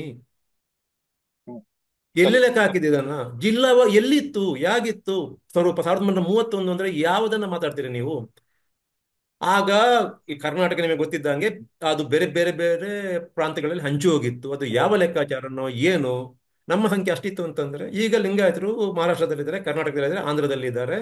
ಸೊ ಆಗ ಯಾವ ರೀತಿ ಲೆಕ್ಕ ಹಾಕಿದೆ ಅಂತ ಗೊತ್ತಿಲ್ಲ. ಆದ ಕಾರಣ 1931ರಲ್ಲಿ ಯಾವ ಲೆಕ್ಕಾಚಾರ ಇದೆ ಅದರಿಂದ ಅದನ್ನ ಆಧಾರವಾಗಿ ಇಟ್ಟುಕೊಂಡು ಇಷ್ಟು ವರ್ಷ ನಾವು ಪ್ರೊಜೆಕ್ಷನ್ ಮಾಡ್ತಾ ಬಂದಿದ್ದೇವಲ್ಲ, ಅದೇ ತಪ್ಪು. ಅಟ್ಲೀಸ್ಟ್ ನಿಮಗೆ 31ರ ಬದಲು 10 ವರ್ಷ ಹಳೆಯದಂತ ಒಂದು ದಾಖಲೆ ಇದೆ ನಿಮ್ಮ ಹತ್ರ ಅಂತ ಹೇಳೋದು, ಅದನ್ನ ನಾವು ಸ್ವೀಕರಿಸಬೇಕು ನನ್ನ ಪ್ರಕಾರ. ಸರ್ ಈಗ ಏನಾಗಿದೆ ಅಂದ್ರೆ ಕರ್ನಾಟಕ ರಾಜ್ಯದ ರಾಜಕೀಯವಾಗ್ಲಿ ಯಾವುದೇ ಕ್ಷೇತ್ರದಲ್ಲಾಗ್ಲಿ ಜಾತಿ ಅನ್ನೋದು ಬಹಳ ಪ್ರಭಾವ. ಆಕ್ಚುಲಿ ನಮ್ಮ ಸಂಖ್ಯೆ ಜಾಸ್ತಿ ಇದೆ ಅನ್ನೋದನ್ನ ಯಾವ ಪ್ರಬಲ ಸಮುದಾಯ ತಿಳ್ಕೊಳುತ್ತೆ, ಇದು ನಮ್ಮ ಕಂಟ್ರೋಲ್ ಇದೆ, ರಾಜ್ಯ ನಮ್ಮ ಕಂಟ್ರೋಲ್ ಇದೆ, ಈ ಸರ್ಕಾರ ಅನ್ನುವಂಥದ್ದೊಂದು ಫೀಲ್ ಇದೆ. ಆ ಫೀಲ್ ಅನ್ನು ಇಷ್ಟು ವರ್ಷನೂ ಮಾಡ್ಕೊಂಡು ಬಂದಿದೆ. ಸೊ ಹ್ಮ್. ಏನಾಗಿದೆ ಅಂದ್ರೆ ಈ ವರದಿ ಅಲ್ಲಿ ಯಾವುದೋ ಒಂದು ಪ್ರಬಲ ಸಮುದಾಯವನ್ನ ವಿಂಗಡಿಸಿ ನಿಮ್ಮ ಶಕ್ತಿ ಅಷ್ಟೊಂದು ಇಲ್ಲ ಅಂತ ತೋರಿಸ್ಲಿಕ್ಕೆ ಅಥವಾ ಬಿಂಬಿಸ್ಲಿಕ್ಕೆ ಪ್ರಯತ್ನ ಮಾಡಿದ್ದಾರೆ ಒಂದು ಆರೋಪನೆ ಈಗ ಜಾಸ್ತಿ ಟ್ರಿಗರ್ ಆಗಿರೋದು ಅನ್ನೋದು ಅಂದ್ರೆ ಈಗ ನಾವು ಹೊರಗಿಂದ ಕೇಳ್ತಿರೋ ಒಂದು ಇದು ಹೇಗೆ ಸರ್, ಇದು ಸತ್ಯನೋ ಅಥವಾ ಏನು, ಅದು ಮಿಥ್ಯೆ ಏನಿದೆ ಇದರಲ್ಲಿ? ಅದೇನೋ ಈ ಒಲ್ಲದ ಗಂಡನಿಗೆ ಅಂತ ಒಲ್ಲದ ಹೆಂಡತಿಗೆ ಮೊಸರಲಿಕ್ಕಲ್ಲ ಏನೊಂದು ಇದೆಲ್ಲ. ಹೌದು. ಆ ರೀತಿಯಲ್ಲಿ ನಿಮಗೆ ಅದನ್ನು ನಿಮಗೆ ಸ್ವೀಕರಿಸಲಿಕ್ಕೆ ಇಷ್ಟ ಅಲ್ಲ ಅಂದ್ರೆ ನೀವು ಸಾವಿರಾರು ಆಕ್ಷೇಪಗಳನ್ನು ಎತ್ತಬಹುದು. ಓಕೆ. ಈಗ ಹೌದು. ಯಾರಾದ್ರೂ ಒಂದು ಸರಿಯಾದ ಆಕ್ಷೇಪ ಎತ್ತಿದ್ರೆ ಅದನ್ನ ಗಮನಿಸಬೇಕಾದ್ದು, ಅದನ್ನ ಸ್ವೀಕರಿಸಬೇಕಾದ್ದು, ಅದನ್ನ ಪರಾಮರ್ಶಿಸಬೇಕಾದ್ದು, ಅದಕ್ಕೆ ಉತ್ತರ ಕೊಡಬೇಕಾಗಿರುವಂತದ್ದು ಸರ್ಕಾರದ ಕರ್ತವ್ಯ ಕೂಡ, ಮತ್ತೆ ನಮ್ಮ ಹಾಗೆ ಹೊರಗೆ ಕುಳಿತುಕೊಂಡು ಅದನ್ನ ವಿಶ್ಲೇಷಣೆ ಮಾಡುವವರ ಕರ್ತವ್ಯ ಕೂಡ. ಯಾರಾದ್ರೂ ಒಂದು ಬಹಳ ವಸ್ತುನಿಷ್ಠವಾಗಿ ಇದಕ್ಕೊಂದು ಆಕ್ಷೇಪ ಎತ್ತಿದ್ದಾರೆ, ಇದು ಸರಿಯಿಲ್ಲ ಅಂತ ಹೇಳಿದ್ರೆ ಅದನ್ನು ಯಾರೇ ಎತ್ತಲಿ, ಅದು ಪ್ರಬಲ ಜಾತಿಗಳಿರ್ಬೋದು, ಅದು ದುರ್ಬಲ ಜಾತಿಗಳಿರ್ಬೋದು, ಯಾರೇ ಎತ್ತಲಿ ಅದಕ್ಕೆ ಉತ್ತರ ಕೊಡ್ಲೇಬೇಕಾಗುತ್ತೆ. ಸತ್ಯ ಸತ್ಯನೇ ಯಾವತ್ತೂ ಕೂಡ. ಈಗ ಇಲ್ಲಿ ಒಂದು ಜಾತಿಯನ್ನ ಉಪಪಂಗಡಗಳಾಗಿ ವಿಭಾಗಿಸಿ ಅದರ ಸಂಖ್ಯೆಯನ್ನ ಕಡಿಮೆ ಮಾಡುವಂತ ಒಂದು ಹುನ್ನಾರ ನಡೀತಿ ಇಲ್ಲಿ ಅಂದ್ರೆ ಈ ಆಕ್ಷೇಪ ಇದೆ ಅಲ್ಲ, ನನ್ನ ಪ್ರಕಾರ ಈ ಆಕ್ಷೇಪ ಸರಿಯಿಲ್ಲ. ಯಾಕೆ ಸರಿಯಿಲ್ಲ ಅಂತ ನಾನು ಹೇಳ್ತೇನೆ. ಸರಿ ಇದೆ ಅಂತ ವಾದಿಸುವವರು ಅದನ್ನು ಮತ್ತೆ ವಾದಿಸಬಹುದು. ಯಾಕೆ ಸರಿಯಿಲ್ಲ ಅಂತಂದ್ರೆ, ಒಂದು ಓಕೆಪ್ಪ, ನೀವು ಈಗ ಸದ್ಯಕ್ಕೆ ನೀವು ಹೇಳುವ ಹಾಗೆ ಅವರು ಬೇರೆ ಬೇರೆ ಬೇರೆ ಪಂಗಡಗಳಾಗಿ ನಿಮ್ಮ ಜಾತಿಯನ್ನ ವಿಭಾಗಿಸಿ ಲೆಕ್ಕ ಹಾಕಿದ್ರು ಅಂತ ತಿಳ್ಕೊಳ್ಳಿ. ಏನಾಯ್ತು ಅದರಿಂದ? ನೀವು ಅದನ್ನೆಲ್ಲ ಒಟ್ಟು ಸೇರಿಸಿ ನಮ್ಮ ಜಾತಿ ಎಷ್ಟು ಅಂತ ಹೇಳಿ ಅಲ್ಲಿಗೆ ಮುಗೀತಲ್ಲ. ಏನಾಯ್ತು? ಓಕೆ. ಆ ಆ ಅವಕಾಶ ನಿಮಗೆ ಕಳೆದು ಹೋಗಿದೆ ಇಲ್ಲ ಅಲ್ಲ. ಈಗ ಮತ್ತೊಂದು, ಯಾಕೆ ಈ ಬೇರೆ ಬೇರೆ ಬೇರೆ ಪಂಗಡಗಳಾಗಿ ಲೆಕ್ಕ ಹಾಕಿ ಸಂಖ್ಯೆಯನ್ನು ನೀಡಲಾಗಿದೆ? ಅವರು ಹೇಳುವ ಹಾಗೆ, ಆಯೋಗದವರು ಹೇಳುವ ಹಾಗೆ, ಆಯೋಗಕ್ಕೆ ಸಂಬಂಧಪಟ್ಟವರು ಹೇಳುವ ಹಾಗೆ, ಸರ್ಕಾರ ಹೇಳುವ ಹಾಗೆ. okay. ಏನಾಯ್ತು? ಈಗ ಎನ್ಯುಮರೇಟರ್ಸ್ ಮನೆಗೆ ಹೋದಾಗ ಕೇಳಿದ್ರು ನೀವು ಯಾವ ಜಾತಿಗೆ ಸೇರಿದವರು ಅಂತ. ಅವರು ಹೇಳಿದ್ರು ನಮ್ಮನ್ನು ಈ ಜಾತಿ ಅಂತ ಬರ್ಕೊಳ್ಳಿ ಅಂತ. ಈ ಉಪಪಂಗಡಕ್ಕೆ ಸೇರಿದವರು ನಾವು, ಬಟ್ ನಮ್ಮನ್ನು ಹೀಗೆ ಬರ್ಕೊಳ್ಳಿ ಅಂತ ಅವ್ರು ಹೇಳಿದ್ರು. ಅವ್ರು ಹೇಳಿದಾಗ ಇವರು ಮನೆಗೆ ಯಾರಾದ್ರೂ ಬರ್ತಾರೆ. ನೀವು ಯಾವುದೋ ಒಂದು ದೊಡ್ಡ ಜಾತಿಯ ಉಪಪಂಗಡಕ್ಕೆ ಸೇರಿದವರಾಗಿರ್ತೀರಾ, ನಿಮ್ಗೆ ಯಾಕೋ ಆ ಜಾತಿ ಜೊತೆ ಯಾವುದೇ ಕಾರಣ ಇರಬಹುದು, ಅದಕ್ಕೆ ಬೇರೆ ಬೇರೆ ಕಾರಣಗಳನ್ನು ಹೇಳಲಾಗುತ್ತೆ. ಅದು ಆ ಕಾರಣಕ್ಕೆ ಹೋಗೋದು ಬೇಡ. ನೀವು ಯಾವುದೋ ಕಾರಣಕ್ಕೆ ಹೇಳ್ತೀರಿ, ನನ್ನ ನನ್ನ ಮುಖ್ಯ ಜಾತಿ ಹೆಸರು ಹೇಳ್ಬೇಡಿ, ಈ ಉಪಪಂಗಡವನ್ನು ಮಾತ್ರ ನನ್ನ ಜಾತಿ ಅಂತ ಪರಿಗಣಿಸಿ ಬರೀರಿ ಅಂತ ನನ್ನ ಹತ್ರ, ನಾನು ಎನ್ಯುಮರೇಟರ್ ನನ್ನ ಹತ್ರ ಹೇಳಿದಾಗ ನನಗೆ ಅಲ್ಲಿ ನಿಮ್ಮ ಹತ್ರ ವಾದಿಸುವ ಅವಕಾಶ ಇಲ್ಲ. ನೀವು ಏನು ಹೇಳ್ತೀರಿ ಹಾಗೆ ಬರ್ಕೊಂಡು ನಿಮ್ಮ ಸೈನ್ ತಗೊಳ್ಳೋದಷ್ಟೇ ನನ್ನ ನನ್ನ ಇದು. ಓಕೆ, ನಾಳೆ ಮತ್ತೆ ಹೋಗಿ ಆಯೋಗದ ಹತ್ರ ಹೇಳಿ. ನೀವು ನೋಡಿ, ಈಗ ಯಾವುದೋ ಒಂದು ಜಾತಿ 5-6 ಉಪಪಂಗಡಗಳಿದ್ದಾವೆ, ಅವರೆಲ್ಲ ಬೇರೆ ಬೇರೆಯಾಗಿ ನಮೂದಾಗಿದ್ರೆ ನಾಳೆ ನೀವು ಆ ಉಪಪಂಗಡದವ್ರನ್ನೆಲ್ಲ ಕನ್ವಿನ್ಸ್ ಮಾಡಿಬಿಟ್ಟು, ಇಲ್ಲ ನೀವು ನಮ್ಮ ಮುಖ್ಯ ಜಾತಿಗೆ ಸೇರಿದವರು, ನೀವು ಯಾಕೆ ಬೇರೆ ಇರ್ತೀರಾ, ನಾವೆಲ್ಲ ಒಟ್ಟಿಗೆ ಇರೋಣ ಅಂತ ಹೋಗಿ ಅವರನ್ನು ಕನ್ವಿನ್ಸ್ ಮಾಡಿ ಮತ್ತೆ ಆಯೋಗದ ಹತ್ರ ಹೋಗಿ ನಮ್ಮನ್ನೆಲ್ಲ ಒಟ್ಟು ಸೇರಿಸಿ ಅಂದ್ರೆ ಆಯೋಗ ಮಾಡಲೇಬೇಕಾಗತ್ತೆ. ಅದಕ್ಕಂತಲೇ ಆಯೋಗ ಇರೋದು ಇಲ್ಲಿ. ಅದಕ್ಕೆ ನಾನು ಹೇಳಿದಲ್ಲ, ನಿಮ್ಮ ಗ್ರೀವೆನ್ಸ್ ಏನು, ನಿಮ್ಮ ದುಃಖ ಏನು, ನಿಮಗೆ ಆದಂತಹ ತೊಂದರೆ ಏನು ಅಂತ ಯಾವುದಾದ್ರೂ ಒಂದು ಜಾತಿ ಹತ್ರ ಕೇಳಿದ್ರೆ, ನನಗಂತೂ ಯಾವ ಜಾತಿಗೂ ಇದರಿಂದಾಗಿ ತೊಂದರೆ ಆಯ್ತು ಅನ್ನುವಂತ ಅರ್ಥದಲ್ಲಿ ಯಾರು ಹೇಳೋದು ಕೂಡ ನನಗೆ ಮನವರಿಕೆ ಆಗ್ತಾ ಇಲ್ಲ. ಯಾರಾದ್ರೂ ಮನವರಿಕೆ ಮಾಡಿದ್ರೆ ನಾನು ಅದನ್ನು ಒಪ್ಲಿಕ್ಕೆ ತಯಾರಿದ್ದೆ. ಸರ್ ಈಗ ನೀವು ಆಗ ಹೇಳಿದ ಪ್ರಶ್ನೆ ಪೂರಕ ಮತ್ತೊಂದು ಅದೇ ಈ ಗಣತಿಯಲ್ಲಿ ಕೆಲವು ಎಕ್ಸ್ಕ್ಲೂಷನ್ ಆಗಿದೆ, ಅಂದ್ರೆ ಕೆಲವರನ್ನ ಇಷ್ಟು ಒಂದು 30 ಲಕ್ಷ ಚಿಲ್ಲರೆ ಜನರ ಬಿಟ್ಟು ಹೋಗಿದೆ ಅಂತೇಳಿ ನೀವಾಗ ಹೇಳಿದ್ರಿ. ಅವರು ಆಯೋಗನ ಹೇಳಿರುವಂತ ಸಂಗತಿ. ಹ್ಮ್. ಮುಂದೆ ಯಾವನಾದ್ರೂ ಕಾನೂನು ವಿಚಾರಕ್ಕೆ ಬಂದಾಗ, ಇದು ಕೋರ್ಟ್ಗೆ ಏನಾದ್ರು ಹೋದ್ರು ಅಂತ ಆದಾಗ ಈ ಪಾಯಿಂಟ್ ಅಕ್ಸೆಪ್ಟೆಡ್, ಆದ್ರೂ ಸರಿ ಅಂತ ಅದನ್ನ ಕೋರ್ಟ್ ಒಪ್ಪುತ್ತ? ಆ ಒಂದು ಪ್ರಶ್ನೆ. ಜೊತೆಗೆ ಕೆಲವರು ನಮ್ಮ ಮನೆಗೆ ಗಣತಿಗೆ ಬಂದಿಲ್ಲ ಅಂತ ಹೇಳಿದ್ದಾರೆ, ಹ್ಮ್. ಅವ್ರೇನಾದ್ರೂ ಇದೇ ಪಾಯಿಂಟ್ ನಮ್ಮಲ್ಲಿಗೆ ಬಂದಿಲ್ಲ, ನಮ್ಮನ್ನು ಗಣತಿ ಮಾಡದೆ ಒಟ್ಟು ಕೊಟ್ಟಿದ್ದಾರೆ ಅಂತೇಳಿ ಏನಾದ್ರೂ ಕೋರ್ಟ್ ಮುಂದೆ ಆತರ ಅಂದ್ರೆ ನ್ಯಾಯಾಂಗ ವ್ಯವಸ್ಥೆ ಮುಂದೆ ಹೋದ್ರೆ ಅದು ಯಾವ ರೀತಿ ಪರಿಣಾಮ ಬೀರಬಹುದು ಇದರ ಮುಂದೆ? ಯಾವ ರೀತಿಯಲ್ಲೂ ಪರಿಣಾಮ ನನ್ನ ಪ್ರಕಾರ ಬೀಳುವುದಿಲ್ಲ. ಇದೊಂದು ಪ್ರೊಸೀಜರಲ್ ಇಶ್ಯೂ. ಇವರಾಗಿ ಹೇಳಿದರೆ 36 ಲಕ್ಷ ಜನರನ್ನು ನಾವು ಕೌಂಟ್ ಮಾಡಿಲ್ಲ, ಉಳಿದವರಿಗೆ ಸಂಬಂಧಪಟ್ಟ ಹಾಗೆ ಮಾಹಿತಿ ಇದೆಯಪ್ಪ, ಇಷ್ಟಿದೆ ಅಷ್ಟೇ ಹೇಳ್ತಾ ಇರೋದು Yes. ತಾನೇ. 35 ಹೌದು. 34 ಲಕ್ಷಗಳನ್ನ ನಾವು ಕೌಂಟ್ ಮಾಡ್ಲಿಕ್ಕೆ ಆಗುದಿಲ್ಲ, ಆಗಿಲ್ಲ. ಎಷ್ಟು 5 ಕೋಟಿ 4 ಕೋಟಿ ಚಿಲ್ಲರೆ ನಾವು ಕೌಂಟ್ ಮಾಡಿದ್ದೇವೆ. ಆ ಕೌಂಟ್ ಮಾಡಿದ್ರಲ್ಲಿ ಪರಿಸ್ಥಿತಿ ಹೀಗಿದೆ ಅಷ್ಟೇ ಹೇಳ್ತಾ ಇರೋದು. ಅದಕ್ಕಿಂತ ಜಾಸ್ತಿ ಏನು ಹೇಳ್ತಾ ಇಲ್ಲ ಅವರು, ಅಲ್ವಾ? ಓಕೆ. ಓಕೆ. ಸೊ ಆದ ಕಾರಣ ಕೋರ್ಟ್ ಏನ್ ಮಾಡ್ಲಿಕ್ಕೆ ಆಗುತ್ತೆ? ಮತ್ತೆ ನಾನು ಆಗ ಹೇಳಿದಾಗೆ, ನೀವು ಇಡೀ ಜನಗಣತಿಯಲ್ಲೇ 1028 ಜನರನ್ನು ಲೆಕ್ಕ ಹಾಕ್ಲಿಕ್ಕೆ ಅವರಿಗೆ ಸಾಧ್ಯ ಆಗೋದಿಲ್ಲ ಅಂತ ಅಂದಾಗ, ಅಂದ್ರೆ ಇದು 100 ವರ್ಷಗಳ ಕಾಲ ಪರ್ಫೆಕ್ಟ್ ಆಗಿರತಕ್ಕಂತ ಒಂದು ಮಾದರಿ. ಏನು ಜನಗಣತಿ ಇವತ್ತು ಏನು, ಇದು 1781ರಲ್ಲಿ ಲಾರ್ಡ್ ರಿಪ್ಪನ್ ಇದ್ದ ಕಾಲದಲ್ಲಿ ಸ್ಟಾರ್ಟ್ ಆಗಿರುವಂತದ್ದು. ಆ 100 ವರ್ಷಗಳ ಇತಿಹಾಸ ಇರತಕ್ಕಂತ ಒಂದು ಪರಂಪರೆ ಇರತಕ್ಕಂತ ಒಂದು ಮೆಥಡ್ಸ್ ಏನಿದೆ, ಅದರ ಒಂದು ಅವರು ಏನು ಆ, ಏನು ಕಾರ್ಯವಿಧಾನ ಅನುಸರಿಸ್ತಾರೆ, ಆ ಕಾರ್ಯವಿಧಾನವನ್ನು ಅನುಸರಿಸಿದಾಗಲೇ, ಅಂದ್ರೆ ಇದು ನೋಡಿ, ಯೂನಿಯನ್ ಹೋಮ್ ಮಿನಿಸ್ಟರ್ ಸುಪರ್ದಿಯಲ್ಲಿ ಆಗುವಂತದ್ದು. ಸೆನ್ಸಸ್ ಅಂತ ಏನಿದೆ ಅದನ್ನ, ಹೌದು. ಅದರ ಮೇಲುಸ್ತುವಾರಿ ಇರುವಂತದ್ದು ಕೇಂದ್ರದ ಗೃಹ ಸಚಿವಾಲಯಕ್ಕೆ, ಗೃಹ ಮಂತ್ರಾಲಯಕ್ಕೆ. ಕೇಂದ್ರದ ಗೃಹ ಮಂತ್ರಾಲಯದ ಸುಪರ್ದಿಯಲ್ಲಿ ಆಗತಕ್ಕಂತಹ ಈ ಜನಗಣತಿ ಏನಿದೆ, ಅದರಲ್ಲೇ 1028 ಜನ ಬಿಟ್ಟು ಹೋಗ್ತಾರೆ ಅನ್ನುವಂಥದ್ದು ಅಧಿಕೃತ ದಾಖಲೆ ಇದ್ದಾಗ, ಇಂಥ ಒಂದು ರಾಜ್ಯದಲ್ಲಿ ಪ್ರಪ್ರಥಮವಾಗಿ ಒಂದು ಪ್ರಯತ್ನ ನಡೆದಾಗ ಅದರಲ್ಲಿ ಬಿಟ್ಟು ಹೋಗುವಂಥದ್ದು ಬಹಳ ಸಹಜ. ಆ ಕಾರಣಕ್ಕೋಸ್ಕರ ಅದು ಕಾನೂನಾತ್ಮಕವಾಗಿ ಏನು ನಾಳೆ ಸಮಸ್ಯೆ ಆಗುತ್ತೆ ಅಂತ ನನಗೆ ಗೊತ್ತಿಲ್ಲ, ನನಗಂತೂ ಗೊತ್ತಿಲ್ಲ, ಅಂತ ಆಗುದಿಲ್ಲ, ನನ್ನ ಪ್ರಕಾರ ನನಗೆ ತಿಳಿದ ಮಟ್ಟಿಗೆ ಆಗುದಿಲ್ಲ. ಈಗ ಈ ಪ್ರವರ್ಗಕ್ಕೆ ಬರ್ತೀನಿ ಸರ್. ಈ ಆಯೋಗದ ಹ್ಮ್. ಸಮೀಕ್ಷೆಯಲ್ಲಿ ಇರುವಂತದ್ದು ವಿಚಾರ ಹ್ಮ್. 1B ಅನ್ನುವಂಥದ್ದು ಒಂದು ಹೊಸ ಗ್ರೂಪ್ ಈಗ ಹೈಲೈಟ್ ಆಗ್ತಿರೋದು ಅದು. ಆ ಹ್ಮ್. ಅದು ಸರಿ. ಈಗ ಕೆಲವು ಕಮ್ಯುನಿಟಿಗಳು ಅದಕ್ಕೆ ಬಂದಿದೆ ಅನ್ನೋದು ಎಲ್ಲ ನಮ್ಮ ಕೋರಿಕೆ ಆಗಿರೋ ವರದಿಯಲ್ಲಿ ಇದೆ. ಹ್ಮ್. ಈ ರೀತಿ ಆಗೋದ್ರಿಂದ ಮತ್ತೆ ಆ ವರ್ಗದಲ್ಲಿ ಬಲಾಢ್ಯವಾಗಿರುವಂತ, ಅಂದ್ರೆ ಅಲ್ಲಿ ಶಕ್ತಿಶಾಲಿ ಆಗಿರುವಂತ ಸಮುದಾಯಗಳು ಮತ್ತೆ ಪ್ರಾಬಲ್ಯ ಮೆರಿಬಹುದು, ಅಥವಾ ಮತ್ತೆ ಸಮಾನತೆಗೆ ಏನಾದ್ರೂ ಇಲ್ಲಿ ಅವಕಾಶ ಸಿಕ್ಕಿದೆ ಸದ್ಯಕ್ಕೆ ನಾವು ಈಗ ನಮ್ಗೆ ಸಿಕ್ಕಿರೋ ಮಾಹಿತಿ ಪ್ರಕಾರ? ನೀವೇನ್ ಹೇಳ್ತೀರಿ ಸರ್? ಇಲ್ಲ, ಇದನ್ನ ನೀವೀಗ ನೀವೊಂದು ಆತಂಕ ಏನು ವ್ಯಕ್ತಪಡಿಸಿದಿರಿ. ಆ ಹೌದು. ಕ್ಯಾಟಗರಿ ಒನ್ ಅಲ್ಲಿ ಇರತಕ್ಕಂತ, ಮೊದಲು ಕ್ಯಾಟಗರಿ ಒನ್ ಅಂತ ಅಷ್ಟೇ ಇತ್ತು, ಹೌದು. ಈಗ ಕ್ಯಾಟಗರಿ 1A ಕ್ಯಾಟಗರಿ B ಅಂತ ಮಾಡಿದ್ದಾರೆ. ಕ್ಯಾಟಗರಿ ಹೌದು. 1A ಮತ್ತು B ಅನ್ನೋದನ್ನ ಯಾಕೆ ಮಾಡಿದ್ದಾರೆ ಅಂತಂದ್ರೆ, ನೀವು ಯಾವ ಒಂದು ಆತಂಕವನ್ನ ವ್ಯಕ್ತಪಡಿಸಿದಿರಿ ಆ ಆತಂಕವನ್ನ ಪರಿಹರಿಸಕ್ಕೋಸ್ಕರನೇ ಮಾಡಿರುವಂತಹದ್ದು. ಈಗ ಒಂದಾಗಿದ್ದಾಗ, ಕ್ಯಾಟಗರಿ 1 ಅಂತ ಅಷ್ಟೇ ಇದ್ದಾಗ, ಅದರಲ್ಲಿ ಕೆಲವು ಹೆಚ್ಚು ಮುಂದುವರಿದಂತಹ ಜಾತಿಗಳು, ಅಂದ್ರೆ ಅದರೊಳಗೆ ಕೆಲವು ಹೆಚ್ಚು ಮುಂದುವರೆದ ಜಾತಿಗಳು, ಶೈಕ್ಷಣಿಕವಾಗಿ ಹೆಚ್ಚು ಮುಂದುವರೆದ ಆ, ಜಾತಿಗಳು, ಆರ್ಥಿಕವಾಗಿ ಹೆಚ್ಚು ಬಲಾಢ್ಯವಾದಂತಹ ಜಾತಿಗಳು ಕಳೆದ ಹಲವಾರು ವರ್ಷಗಳಲ್ಲಿ, ಅವುಗಳು ಅಲ್ಲೇ ಇದ್ರೆ, ಒಂದೇ ಗ್ರೂಪ್ ಅಲ್ಲಿ ಇದ್ರೆ, ಗ್ರೂಪ್ ಒನ್ ಅಲ್ಲೇ ಇದ್ರೆ, ಆಗೇನಾಗುತ್ತೆ, ಅವರೇ ಎಲ್ಲವನ್ನು ಕೂಡ, ಅವರೇ ಅಲ್ಲಿ ಪ್ರಾಬಲ್ಯ ಮೆರೆಯುವಂತ, ಅವರೇ ಇರತಕ್ಕಂಥ ಎಲ್ಲ ಅನುಕೂಲಗಳನ್ನ ಅವರೇ ಬಳಸಿಕೊಳ್ಳುವಂತ ಅಪಾಯ ಇದೆ. ಆ ಅಪಾಯವನ್ನ ಮನಗಂಡೆ ಅಟ್ಲೀಸ್ಟ್ ಅದನ್ನ ಹೇಳ್ತಿದ್ದಾರೆ ಕಮಿಷನ್ ಅವರು, ಹೇಳುದನ್ನು ನಾವು ಹೇಳ್ತಿರೋದು ಅಷ್ಟೇ. ಕಮಿಷನ್ ಅವರು ಏನು ಹೇಳಿದ್ದಾರೆ ಅನ್ನೋದು ಸರಿಯಾಗಿದೆಯೋ ಇಲ್ಲವೋ ಅನ್ನುವಂಥದ್ದನ್ನು ನಾವೀಗ ಇಲ್ಲಿ ವಿಮರ್ಶೆ ಮಾಡ್ತಿರ್ತಕ್ಕಂಥದ್ದು. ಎಸ್. ಹೌದು. ಕಮಿಷನ್ ಅವರು ಏನ್ ಹೇಳ್ತಾರೆ ಅಂತಂದ್ರೆ, ನೋಡಿ, ನಾವು ಆ ಕ್ಯಾಟಗರಿ 1 ಅಲ್ಲಿರತಕ್ಕಂಥ ಅಷ್ಟೂ ಜಾತಿಗಳ ಆರ್ಥಿಕ ಮತ್ತು ಶೈಕ್ಷಣಿಕ ಮತ್ತು ಸಾಮಾಜಿಕ ಸ್ಥಿತಿಗತಿಗಳನ್ನ ಸಮಕಾಲೀನವಾಗಿ ಅಧ್ಯಯನ ಮಾಡಿದಾಗ ನಮಗೆ ಕಂಡು ಬಂದದ್ದು ಏನು ಅಂತಂದ್ರೆ, ಕೆಲವು ಜಾತಿಗಳು ಈಗಾಗಲೇ ಮುಂದುವರಿದೇವೆ. ಅಲ್ಲಿ ಮುಂದುವರಿದೇವೆ ಅಂದ್ರೆ ಉಳಿದವರಿಗೆ ಕಂಪೇರ್ ಮಾಡಿದಾಗ ಮುಂದುವರಿದೇವೆ. ಅವರು ಅಲ್ಲಿ ಇದ್ರೆ ಅವರೇ ಎಲ್ಲವನ್ನು ಕಬಳಿಸ್ತಾರೆ, ಆದ ಕಾರಣ ಅವರನ್ನ ಬೇರೆ ಇಡ್ತೇವೆ. ಅವರನ್ನ ಬೇರೆ ಇಟ್ಟುಬಿಟ್ಟು ಅವರಿಗೆ ಕ್ರೀಮಿ ಲೇಯರ್ ಅನ್ನುವಂಥ ಕಾನ್ಸೆಪ್ಟ್ ಏನಿದೆ, ಅಂದ್ರೆ ನೀವು ಒಂದು ಇನ್ಕಮ್ ಅಲ್ಲಿ ನಿಮ್ಮ ಆನ್ಯುವಲ್ ವಾರ್ಷಿಕ ಆದಾಯ ಹೌದು. ಒಂದು ಮಿತಿಗಿಂತ ಹೆಚ್ಚಿದ್ರೆ ನೀವು ಯಾವುದೇ ರೀತಿಯ ರಿಸರ್ವೇಶನ್ ಅಥವಾ ನೀವು ಯಾವುದೇ ರೀತಿಯ ಆ, ಯಾವುದು ಆ, ಮೀಸಲಾತಿ. ಮೀಸಲಾತಿ ಸೌಲಭ್ಯವನ್ನು ಪಡಲಿಕ್ಕೆ ಸಾಧ್ಯ ಆಗುವುದಿಲ್ಲ ಅನ್ನುವಂಥದ್ದು. ಅದು ಈಗ ಆ, ಉಳಿದ 2A 2B 3A 3Bಗೆ ಇದೆ. ಅದು ಒನ್ ಕ್ಯಾಟಗರಿಗೆ ಇರಲಿಲ್ಲ, ಅದು ಮುಂದಕ್ಕೆ ಇರುವುದಿಲ್ಲ. ಆದರೆ ಕ್ಯಾಟಗರಿ 1B ಅಂತ ಏನು ಹೊಸದಾಗಿ ಸೃಷ್ಟಿಸಲಾಗಿದೆ, ಅದರಲ್ಲಿ ಬರತಕ್ಕಂತಹ ಜಾತಿಗಳೇನಿದ್ದಾವೆ ಅವುಗಳಿಗೆ ಈ ಕ್ರೀಮಿ ಲೇಯರ್, ಕೆನೆ ಪದರ ನಿಯಮ ಅನ್ವಯ ಹೌದು. ಆಗುತ್ತೆ. ಅದು ನನ್ನ ಪ್ರಕಾರ ಇಂಥದನ್ನ ಮಾಡ್ಲಿಕ್ಕಂತಲೇ ಆಯೋಗ ಇರುವಂತದ್ದು. ಓಕೆ. ಯಾರು ಸಾಪೇಕ್ಷವಾಗಿ ಮುಂದುವರೆದಿದ್ದಾರೆ ಅವರನ್ನ ಅಲ್ಲಿಂದ ತೆಗೆದು, ಅಲ್ಲಿ ಯಾರು ಮುಂದುವರೆದಿಲ್ಲ, ಇನ್ನೂ ಯಾರು ಹಿಂದುಳಿದಿದ್ದಾರೆ ಅವರ ಹಿತರಕ್ಷಣೆಗೋಸ್ಕರನೇ ಇರುವಂತದ್ದು ಈ ಆ, ಆಯೋಗ.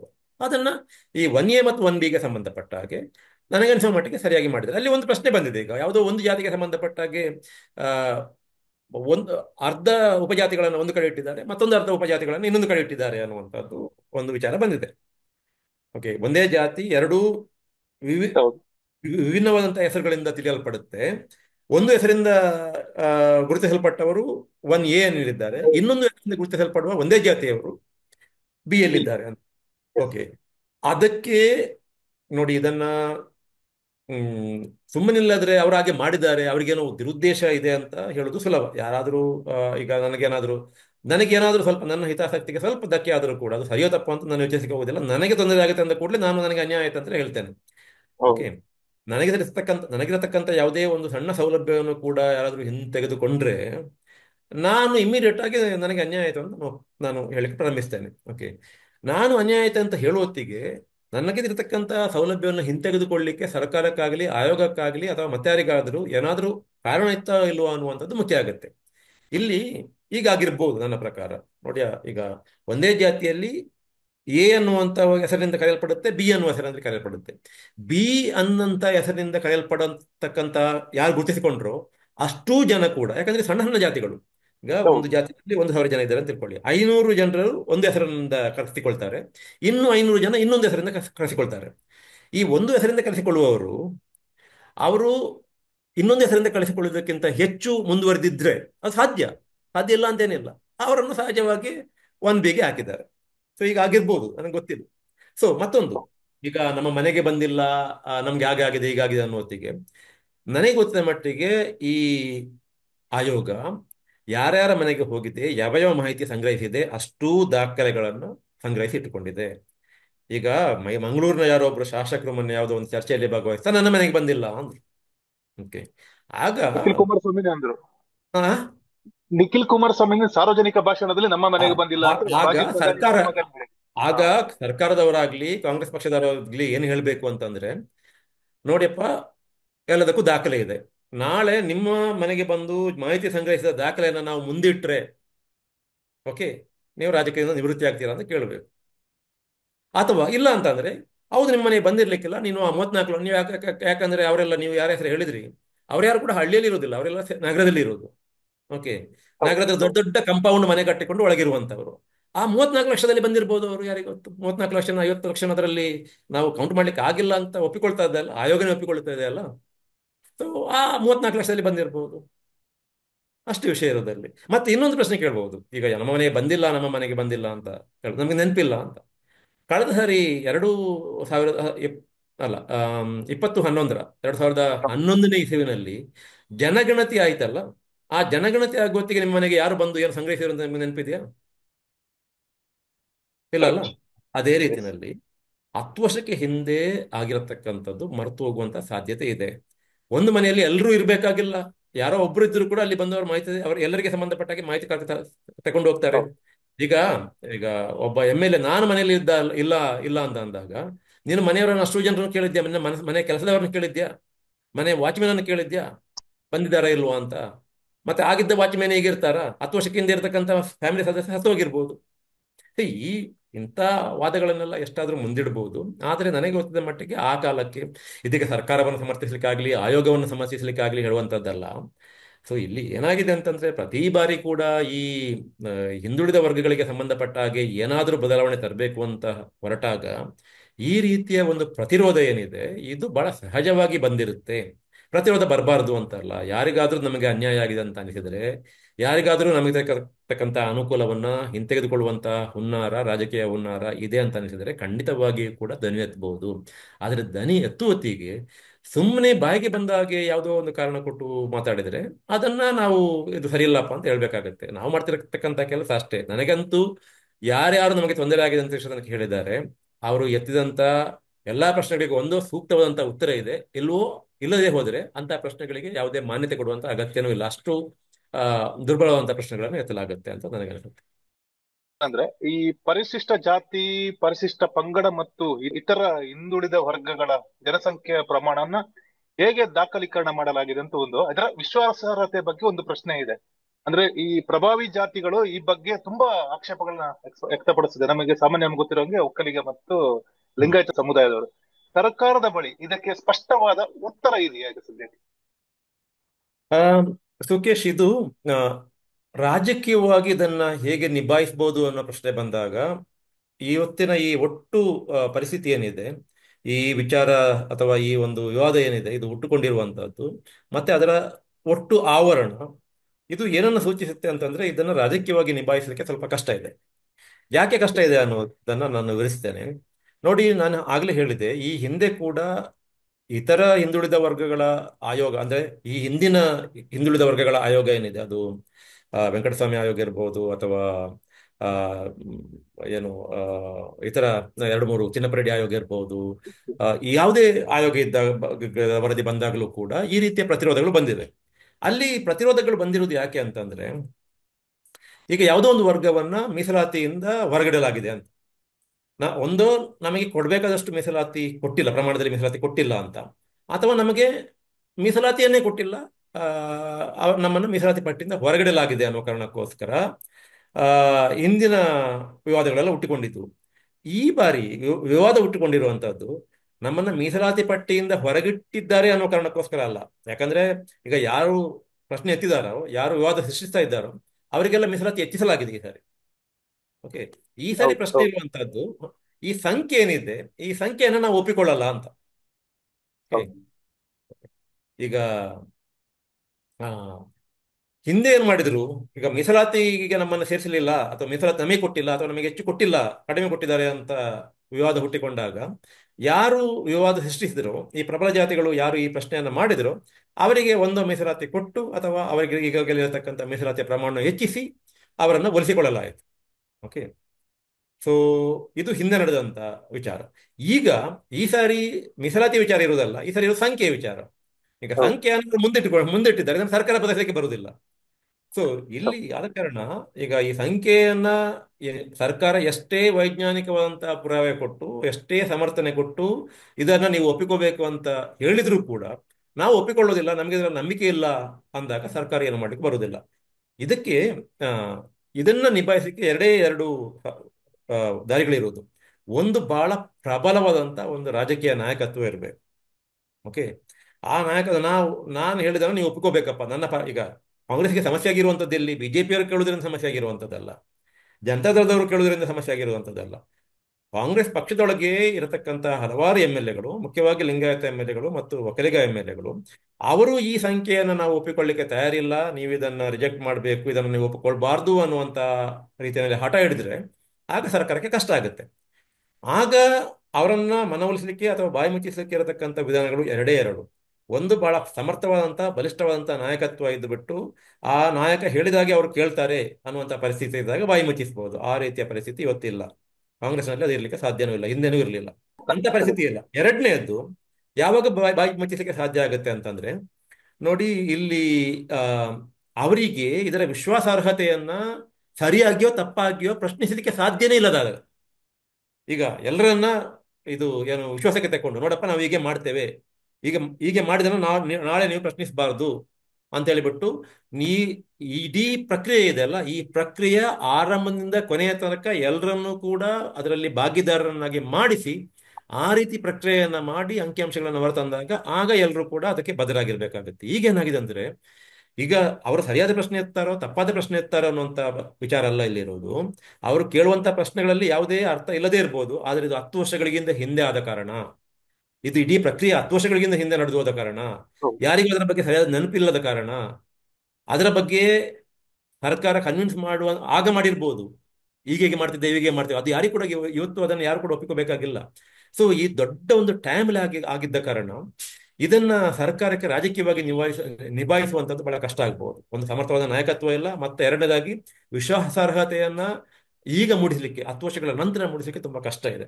ಆದ ಕಾರಣ ಇದನ್ನು ಸರ್ಕಾರ ಹೇಗೆ ನಿಭಾಯಿಸುತ್ತೆ ಅನ್ನುವಂಥದ್ದು ಬಹಳ ವಿಶೇಷವಾದಂತ ಒಂದು ಆ, ಆ, ಪ್ರಶ್ನೆ ಇಲ್ಲಿ.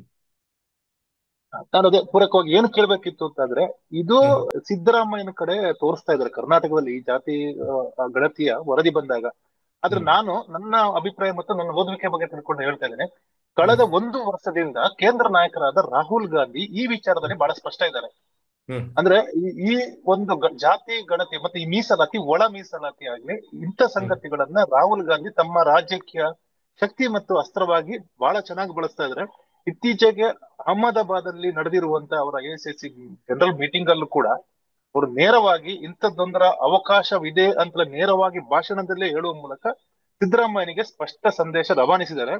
ಅದು ಎಲ್ಲಿ ಅಂದ್ರೆ ಏಪ್ರಿಲ್ 11ರಂದು ನಡೆದ ಕ್ಯಾಬಿನೆಟ್ ಮೀಟಿಂಗ್ ಅಲ್ಲಿ ಸಿದ್ದರಾಮಯ್ಯ ವರದಿಯನ್ನ ಸ್ವೀಕರಿಸುವಾಗ ಫಸ್ಟ್ ಮಾತು ಹೇಳಿದ್ದೆ ರಾಹುಲ್ ಗಾಂಧಿ ಇದಕ್ಕೆ, ಅದು ಸುದ್ದಿಯಾಗಿ ಹೊರಗೆ ಬಂದಿರುವಂತದ್ದು ಅವರ ಮುಂದಿಟ್ಟಿದ್ದಾರೆ. ಹಾಗಾಗಿ ಈ ರಾಹುಲ್ ಗಾಂಧಿಯ ಸ್ಪಷ್ಟ ಗುರಿ ಇಲ್ಲಿ ಈಡೇರಬಹುದಾ ಅಂತ ನಮಗೆ ಏನಾರು ಅನಿಸ್ತಾ ಇದೆಯಾ? ಹಾಗೆಲ್ಲ ಈಗ ರಾಹುಲ್ ಗಾಂಧಿ ಅದನ್ನ ಆ, ಹೇಳಿರ್ಬೋದು, ಇದನ್ನು ಜಾರಿಗೆ ತನ್ನಿ ಅಂತ, ಅಥವಾ ಅವರಿಗೆ ಮನವರಿಕೆ ಸಿದ್ದರಾಮಯ್ಯ ಅವರಿಗೆ ಮನವರಿಕೆ ಆಗಿರ್ಬೋದು, ಸರಿಯಾಗಿದೆ ಇದನ್ನು ತರಬಹುದು ಅಂತ. ಪ್ರಶ್ನೆ ಅಲ್ಲಿ ಅದಲ್ಲ ಇರುವಂತದ್ದು. Yes. ಪ್ರಶ್ನೆ ಇರುವಂತದ್ದು, ಇವತ್ತು ಬಹುತೇಕ ನಿಮ್ಮ ಪಕ್ಷದ ಎಂ ಎಲ್ ಎಗಳು ಒಂದು ವೇಳೆ ಇದು ಬೇಡ ಅಂದಾಗ ಇದನ್ನ ಸತಾಯಗತಾಯ ನೀವು ಒಪ್ಪಿಕೋಬಾರ್ದು, ಈ ಅಂಕಿಅಂಶಗಳನ್ನ ನೀವು ಅಧಿಕೃತ ಅಂತ, ಈಗ ಅಂಕಿಅಂಶಗಳಲ್ಲಿ ಇದ್ದಾವೆ, ಅದನ್ನ ಯಾರು ಕೂಡ ನಾಶ ಹೌದು ಮಾಡ್ಲಿಕ್ಕೆ ಆಗುದಿಲ್ಲ. ಸರ್ಕಾರ ಅದನ್ನು ಅಧಿಕೃತವಾಗಿ ಒಪ್ಪಿಕೊಳ್ಳುತ್ತಾ ಇಲ್ವಂತದ್ದು ಪ್ರಶ್ನೆ. ಸರ್ಕಾರ ಅದನ್ನು ಅಧಿಕೃತವಾಗಿ ಒಪ್ಪಿಕೊಳ್ಬಾರ್ದು ಅಂತ ಹೇಳಿಬಿಟ್ಟು ಪಕ್ಷದ ಲಿಂಗಾಯತ ಮತ್ತು ಒಕ್ಕಲಿಗ ಎಂ ಎಲ್ ಎಸ್ಗಳು ಹಠ ಹಿಡಿದ್ರೆ ಆಗ ಮ್, ರಾಹುಲ್ ಗಾಂಧಿ ಅವರು ಹೇಳಲಿ ಅಥವಾ ಸಿದ್ದರಾಮಯ್ಯ ಅವರಿಗೆ ಎಷ್ಟೇ ಮನವರಿಕೆ ಆಗಿರಲಿ, ಆಗ ಸರ್ಕಾರಕ್ಕೆ ಇಕ್ಕಟ್ಟಿನ ಪರಿಸ್ಥಿತಿ ಬಂದೇ ಬರುತ್ತೆ. ಯಾಕಂತಂದ್ರೆ ನೋಡಪ್ಪ, ನೀವು ಆಗ ಒಪ್ಪಿಕೊಂಡಿದ್ದೀರಿ, ಈಗ ಒಪ್ಪಿಕೊಳ್ಳಲಿಕ್ಕೆ ಆಗೋದಿಲ್ಲ ಅನ್ನುವಂಥ ಪರಿಸ್ಥಿತಿ ಇಲ್ಲ. ಯಾವುದು, ಈ ಎಮ್ ಎಲ್ ಎಗಳು ಯಾರು ಇರಲಿಲ್ಲ ಅದು ನಡೆಯುವತ್ತಿಗೆ, ಈ ಹೌದು ಪ್ರಕ್ರಿಯೆ ನಡೆಯುವತ್ತಿಗೆ ಈ ಎಮ್ ಎಲ್ ಎಗಳು ಯಾರು ಇರಲಿಲ್ಲ, ಹೆಚ್ಚಿನವರು ಯಾರು ಇರಲಿಲ್ಲ. ಇದ್ರೂ ಕೂಡ ಆ 10 ವರ್ಷ ನೋಡಿ, ಇದು ಬಹಳ ಸೂಕ್ಷ್ಮವಾದಂಥ ವಿಚಾರ. ಈಗ ಹೌದು ಆ, ಜಾತಿ ಗಣತಿ ಬೇಕಾ ಬೇಡವಾ ಅಂತ ರಾಹುಲ್ ಗಾಂಧಿ ಅವರು ವಾದಿಸುವುದು ಇನ್ನೊಂದು. ಆದರೆ ಅದನ್ನು ಮಾಡುವತ್ತಿಗೆ ಎಲ್ಲರನ್ನೂ ಕೂಡ ವಿಶ್ವಾಸಕ್ಕೆ ತೆಗೆದುಕೊಂಡು ಮಾಡಬೇಕು. ಮತ್ತೆ ನೀವು ನಾಳೆ ಯಾರು ಪ್ರಶ್ನಿಸ್ತಾರೆ ಅಂತ ನಿಮಗೆ ಗೊತ್ತಿರುತ್ತೆ, ಅಂತವರು ಪ್ರಶ್ನಿಸಲಿಕ್ಕೆ ಅವಕಾಶ ಇಲ್ಲದ ರೀತಿಯಲ್ಲಿ ಮಾಡಬೇಕಾಗಿರುವಂತದ್ದು ರಾಜಕೀಯ ಜಾಣ್ಮೆ. ಆ ರಾಜಕೀಯ ಜಾಣ್ಮೆ ಇಲ್ಲೆಲ್ಲೋ ಕಳೆದು ಹೋಗಿದೆ. ಅದನ್ನು ನಾವು ಒಪ್ಪಿಕೋಬೇಕಾಗತ್ತೆ. ಹೌದು ಹೌದು. ಅಂದ್ರೆ ಆ ರೀತಿ ಅಂತಲ್ಲ, ಯಾಕಂದ್ರೆ ಇದು ಸ್ಪಷ್ಟ ಅವರಿಗೆ ಉದ್ದೇಶ ಇದ್ದಂಗಿದೆ ಅಂತ ನಾನು ಹೇಳೋದು. ಅಂದ್ರೆ ಅಲ್ಲ, ಅವರಿಗೆ ಈ ಉದ್ದೇಶ ರೀತಿ ಇದೆ, ಅವರಿಗೆ ಉದ್ದೇಶ ಇದೆ. ಅದಕ್ಕೆ ರಾಜಕೀಯ ಕಾರಣ ಇರ್ಬೋದು, ಯಾವುದೇ ಇರ್ಬೋದು. ಇವತ್ತು ಅವರ ಸ್ವೀಕೃತ ನಿಲುವು ಏನು ಅಂತಂದ್ರೆ, ಅವರ ಪ್ರಕಟಿತ ನಿಲುವು ಏನು ಅಂತಂದ್ರೆ, ಈ ದೇಶದಲ್ಲಿ ಜಾತಿ ಗಣತಿ ಆಗಬೇಕು, ಅದರ ಅಗತ್ಯ ಇದೆ ಅನ್ನುವಂಥದ್ದನ್ನು ಅವರು ಪ್ರತಿಪಾದಿಸ್ತಾ ಇದ್ದಾರೆ. ಅದಕ್ಕೆ ಪೂರಕವಾಗಿ ಕರ್ನಾಟಕ ಸರ್ಕಾರ ಇದನ್ನ ಜಾರಿಗೊಳಿಸಿ ಕೂಡ ಹೊರಟಿರ್ಬೋದು. ಆದ್ರೆ ಜಾರಿಗೊಳಿಸುವುದು ಇದೆಯಲ್ಲ, ಈಗ ನೀವು ನನ್ನ ನಿಲುವು ಹೀಗೆ ಅಂತ ಪ್ರಕಟಿಸುವುದರಲ್ಲಿ ಏನು ಅಪಾಯ ಇಲ್ಲ. ಆದ್ರೆ ಅದನ್ನ ಕಾರ್ಯಗತಗೊಳಿಸುವಲ್ಲಿ ಇದು ಬಹಳ ಸೂಕ್ಷ್ಮವಾದಂತ ವಿಚಾರ ಆದ ಕಾರಣ, ಮತ್ತೆ ನಿಮ್ಮ ಪಕ್ಷದೊಳಗೆ ನಿಮಗೆ ಕನ್ವಿನ್ಸ್ ಮಾಡ್ಲಿಕ್ಕೆ ತುಂಬಾ ಕಷ್ಟ ಇರುವ ಕಾರಣ, ಅದನ್ನ ಕಾರ್ಯಗತಗೊಳಿಸುವಲ್ಲಿ ಅತ್ಯಂತ ಜಾಗರೂಕವಾಗಿ ವರ್ತಿಸಬೇಕಾಗತ್ತೆ, ಹೆಜ್ಜೆ ಇಡಬೇಕಾಗತ್ತೆ. ಈಗ ಅತ್ಯಂತ ಜಾಗರೂಕತವಾಗಿ ಹೆಜ್ಜೆ ಇಡುವಂತ ಅವಕಾಶ ಕಳೆದು ಹೋಗಿದೆ. ಇದು ಯಾವ ಹಿಂದೆ ಆಗಿರುವಂತದ್ದು. ಈಗ ಹೌದು ನೀವು ಒಂದು ಬಲ ಪ್ರಯೋಗಿಸಿ ಸುಮ್ಮನೆ ನೀವು ನಮ್ಮ ಪಾರ್ಟಿ ನಿಮ್ಮ ಪಾರ್ಟಿಯಲ್ಲಿ ಇರಬೇಕಾದ್ರೆ ಇರಿ, ಇಲ್ಲಾಂದ್ರೆ ಹೋಗಿ ಅನ್ನುವಂಥ ರೀತಿ ಅಷ್ಟು ಪ್ರಬಲ ನಾಯಕತ್ವ ಇದ್ದಾಗ ಇದು ಸಾಧ್ಯ ಆಗುತ್ತೆ. ಇನ್ನು ಇಂದಿರಾ ಗಾಂಧಿ ಕಾಲದಲ್ಲಿ ಸಾಧ್ಯ ಆಗ್ತಿತ್ತು. ಈಗ ಸಾಧ್ಯ ಆಗುತ್ತಾ? ಈಗ ಎಮ್ ಎಲ್ ಎಗಳ ಮೇಲೆ ಪಕ್ಷ ಅವಲಂಬಿತವಾಗಿದೆ, ಎಮ್ ಎಲ್ ಎಗಳ ಮೇಲೆ ಮುಖ್ಯಮಂತ್ರಿಗಳು ಅವಲಂಬಿತರಾಗಿದ್ದಾರೆ ಹೊರತು ಎಮ್ ಎಲ್ ಎಗಳು ಯಾರು ಕೂಡ ಪಕ್ಷದ ಮೇಲೆ ಅವಲಂಬಿತರಾಗಿಲ್ಲ. ಆದ ಕಾರಣ ಪಕ್ಷಕ್ಕೆ ಎಷ್ಟೇ ಮನವರಿಕೆ ಆಗಿರಲಿ, ಪಕ್ಷದ ನಾಯಕರಿಗೆ ಎಷ್ಟೇ ಮನವರಿಕೆ ಆಗಿರಲಿ, ಮುಖ್ಯಮಂತ್ರಿಯವರಿಗೆ ಎಷ್ಟೇ ಮನವರಿಕೆ ಆಗಿರಲಿ, ಇಷ್ಟೂ ಜನ ಎಮ್ ಎಲ್ ಎಗಳನ್ನ ಎದುರಾಕೊಂಡು ಇದನ್ನ ಜಾರಿಗೊಳಿಸಲಿಕ್ಕೆ ಆಗುತ್ತೆ? ಜಾರಿಗೊಳಿಸಲಿಕ್ಕೆ ಅಂದ್ರೆ ಅಂಕೆ ಸಂಖ್ಯೆಗಳನ್ನ ಅಧಿಕೃತವಾಗಿ ಸರ್ಕಾರದ ಅಂಕೆ ಸಂಖ್ಯೆಗಳು ಅಂತ ಒಪ್ಪಿಕೊಳ್ಳಿಕ್ಕೆ ಆಗುತ್ತೆ ಇಲ್ವೋ ಅಂತ ನನಗಂತೂ ಗೊತ್ತಿಲ್ಲ.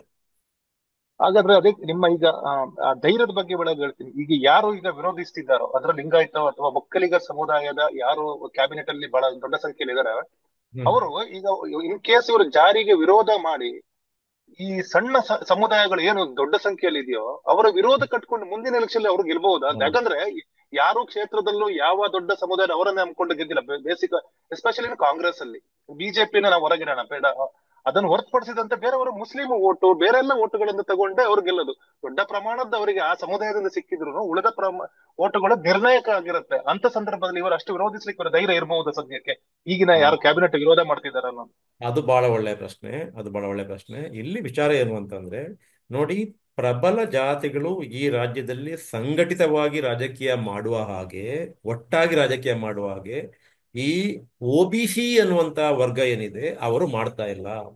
ಎಸ್. ಅವರು ಅವರು ನಮಗೆ ತೊಂದರೆ ಆಯ್ತು, ಈಗ ಇಷ್ಟೆಲ್ಲ ಸರ್ಕಾರ ಮಾಡ್ತಿರುವಂತದ್ದು, ಇಷ್ಟೆಲ್ಲ ಮುಖ್ಯಮಂತ್ರಿ ಮಾಡ್ತಿರುವಂತದ್ದು ನಮಗೋಸ್ಕರ ಅನ್ನುವ ಕಾರಣಕ್ಕೋಸ್ಕರ ನಾಳೆ ಈ ಮುಖ್ಯಮಂತ್ರಿಯ ಆ, ಸುತ್ತ ಹಿಂದೆ ಅಥವಾ ಈ ಪಕ್ಷದ ಹಿಂದೆ ಯಾರು ಈ ನಿಲುವನ್ನ ತೆಕ್ಕೋತಾರೆ, ಯಾರು ಒಬಿಸಿಗಳ ಪರವಾಗಿ ಈ ಅಂಕಿಅಂಶಗಳನ್ನ ಪ್ರಕಟಿಸಿ ಈ ಮೀಸಲಾತಿ ನೀತಿ ಏನಿದೆ ಅದನ್ನು ಜಾರಿಗೊಳಿಸ್ತಾರೆ, ಅವರ ಹಿಂದೆ ಅಷ್ಟು ಗಟ್ಟಿಯಾಗಿ ನಿಲ್ತಾರೆ ಅನ್ನುವಂಥ ಗ್ಯಾರಂಟಿ ಇಲ್ಲ.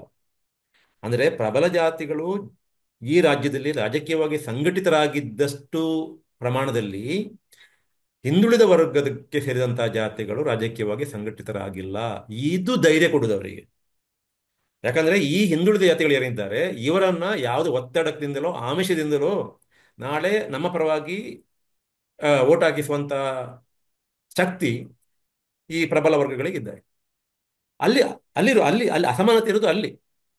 ಸೊ ಆದ ಕಾರಣ ಎಸ್. ಒಂದು ವೇಳೆ ಇವರ ಸಂಖ್ಯೆ ದೊಡ್ಡದಾಗಿರ್ಬೋದು, ಒಬಿಸಿಗಳ ಸಂಖ್ಯೆ ಜಾಸ್ತಿ ಇದೆ, ಅವರನ್ನು ಎದುರಾಕೊಂಡು ಪ್ರಬಲ ಜಾತಿಗಳು ರಾಜಕೀಯ ಮಾಡಲಿಕ್ಕೆ ಬರುತ್ತದೋ ಅಂತ ಕೇಳಿದ್ರೆ, ಅವರಿಗೆ ಆ ಧೈರ್ಯ ಎಲ್ಲಿಂದ ಬರುತ್ತದೆ ಅಂತಂದ್ರೆ, ಈ ಒಬಿಸಿಗಳು ಸಂಘಟಿತರಾಗಿಲ್ಲ, ಅವರು ಒಟ್ಟಾಗಿಲ್ಲ.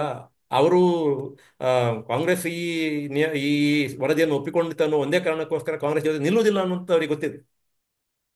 ಆ ಎಸ್. ಕಾರಣಕ್ಕೋಸ್ಕರ. ಅದೇ ಈಗ ಇನ್ ಕೇಸ್ ಇದನ್ನ ವರದಿ ಹ್ಮ್. ಬಹಿರಂಗ ಅಥವಾ ಜಾರಿ ಆದ್ರೆ, ಅಂಕಿಅಂಶಗಳು ಜಾರಿ ಆದ್ರೆ ಹ್ಮ್. ಕರ್ನಾಟಕದಲ್ಲಿ ಈ ಪ್ರಭಾವಿ ಜಾತಿಗಳು ಮತ್ತು ಹಿಂದುಳಿದ ಜಾತಿಗಳ ಧ್ರುವೀಕರಣ ಆಗ್ಬಹುದಾ ಅಂದ್ರೆ ಒಂದು ಪ್ರಶ್ನೆ. ಅದು ಸಾಮಾನ್ಯ ಬರ್ತಾ ಇದೆ, ಆಗ್ಬಹುದು, ಇವರಿಗೆ ಇವ್ರು ಸೆಡ್ಡಿ ಹೊಡಿಬಹುದು, ಇವರಿಗೆ ಇವ್ರು ಸೆಡ್ಡಿ ಹೊಡಿಬಹುದು ಅಂತ ಒಂದು ಪ್ರಶ್ನೆ ಈಗ ಹುಟ್ಟಿದೆ. ಆ ಸಾಧ್ಯತೆಗಳೇನಾದ್ರೂ ನಿಮ್ಗೆ ಕಾಣ್ತಾ ಇದೆ ಸರ್? ಸಾಧ್ಯತೆ ಅನ್ನುವುದಕ್ಕಿಂತ ಹೆಚ್ಚಾಗಿ ಇಲ್ಲಿ ಜಾರಿಗೊಳಿಸುವ ಪ್ರಶ್ನೆ ಎಲ್ಲ ಒಪ್ಪಿಕೊಳ್ಳುವುದು. ಜಾರಿಗೊಳಿಸುವಂತದ್ದು ಯಾವುದನ್ನು ಅಂತಂದ್ರೆ ಈ ಹೊಸ ಮೀಸಲಾತಿ ನೀತಿಯನ್ನ ನೀತಿಯನ್ನು. ಒಪ್ಪಿಕೊಳ್ಳುವುದು ಹೌದು. ಯಾವುದನ್ನು ಅಂತಂದ್ರೆ ಅಂಕಿಅಂಶಗಳನ್ನು. ಅದಕ್ಕೆ ಅಂಕಿಅಂಶ. ಆಧಾರ ಯಾವುದು ಅಂತಂದ್ರೆ ಈ ಸಾಮಾಜಿಕ ಆರ್ಥಿಕ ಶೈಕ್ಷಣಿಕ ಆ, ಗಣತಿ ಸಮೀಕ್ಷೆ. ಕಂಡು. ಓಕೆ, ವ್ಯವಸ್ಥೆ. ಓಕೆ. ಸೊ ಇಲ್ಲಿ ಆ, ಆ, ಏನು ಸಾರಿ, ನಿಮ್ಮ ಪ್ರಶ್ನೆ ಏನಂತ ಇದ್ದೀರಿ? ಇದು ಪ್ರಬಲ ಮತ್ತೆ ಅಂದ್ರೆ ಈಗ ಹಾ, ಎರಡು ಧ್ರುವೀಕರಣ, ಈ ಧ್ರುವೀಕರಣ, ಶಕ್ತಿ ಧ್ರುವೀಕರಣ ಸಾಧ್ಯತೆ, ಯಾವಾಗ ಮುಂದೆ ಧ್ರುವೀಕರಣ ಬರ್ಬೋದು. ಸಾಧ್ಯತೆ ಎಸ್ ಅಂತ. ಹಾ, ಎಸ್. ಇಲ್ಲಿ ಸಾಧ್ಯತೆ ಅನ್ನೋದಕ್ಕಿಂತ ಇದೊಂದು ಅವಕಾಶ. ಓಕೆ, ಇದೊಂದು ಅವಕಾಶವನ್ನು ನಿರ್ಮಿಸಿಕೊಟ್ಟಿದೆ ಕರ್ನಾಟಕದಲ್ಲಿ. ದೇವರಾಜ ಅರಸು ಅವರ ನಂತರ, ಅಂದರೆ ದೇವರಾಜ ಅರಸು ಕಾಲದಲ್ಲಿ ಆ ಧ್ರುವೀಕರಣ ಏನು ಆಯಿತು, ಆ ನಂತರ ಆ ಧ್ರುವೀಕರಣ ಅದು ಶಿಥಿಲಾಗ್ತಾ ಹೋಗಿ ಇವತ್ತು ಒ ಬಿ ಸಿ ಸಮುದಾಯಕ್ಕೆ ಸೇರಿದಂತಹ ಜಾತಿಗಳು ಒಂದೇ ಪಕ್ಷದ ಹಿಂದೆ ಗಟ್ಟಿಯಾಗಿ ನಿಂತಿಲ್ಲ. ಅವರು ಚದರಿ ಹೋಗಿದ್ದಾರೆ. ಕೆಲವರು ಬಿಜೆಪಿ ಓಟ್ ಹಾಕ್ತಾರೆ, ಕೆಲವರು ಕಾಂಗ್ರೆಸ್ಗೆ ಓಟ್ ಹಾಕ್ತಾರೆ, ಕೆಲವರು ಜನತಾದಳಕ್ಕೆ ಓಟ್ ಹಾಕ್ತಾರೆ, ಹೇಗೋ ಹಾಕ್ತಾರೆ.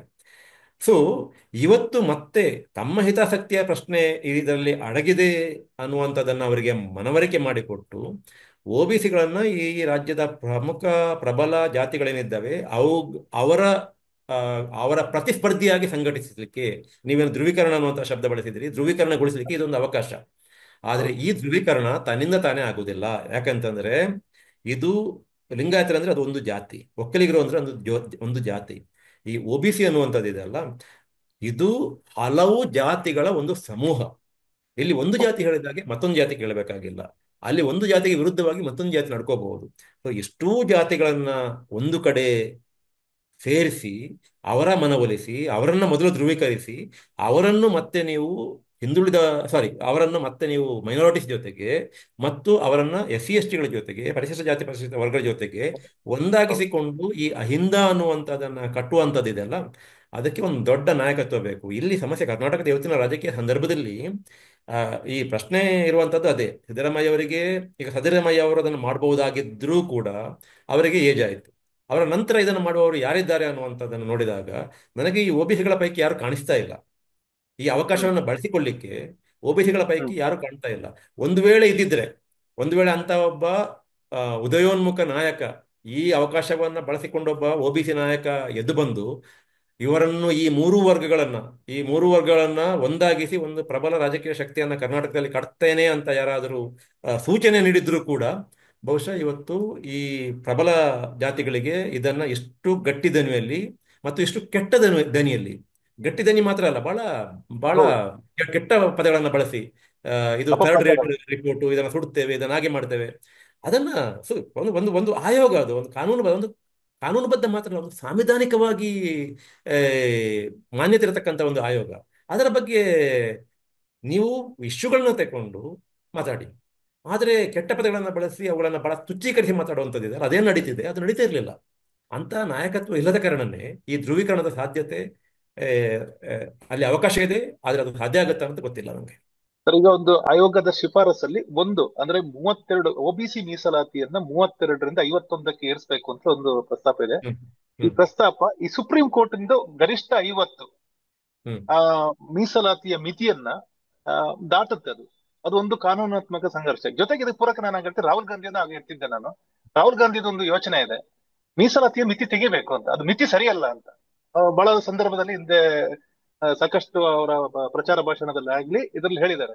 ಈ ಎರಡು ಕಾಂಟ್ರಡಿಕ್ಷನ್ ಸಬ್ಜೆಕ್ಟ್ ಗಳು ಹೆಂಗೆ ಮ್ಯಾಚ್ ಆಗ್ಬೋದು ಸರ್ ಈಗ ವರದಿ ಆಯೋಗದ ಆ, ಸಮೀಕ್ಷೆ ವರದಿ ಪ್ರಕಾರ? ಇಲ್ಲಿ ಪ್ರಶ್ನೆ ಇರುವಂತದ್ದು, ಈಗ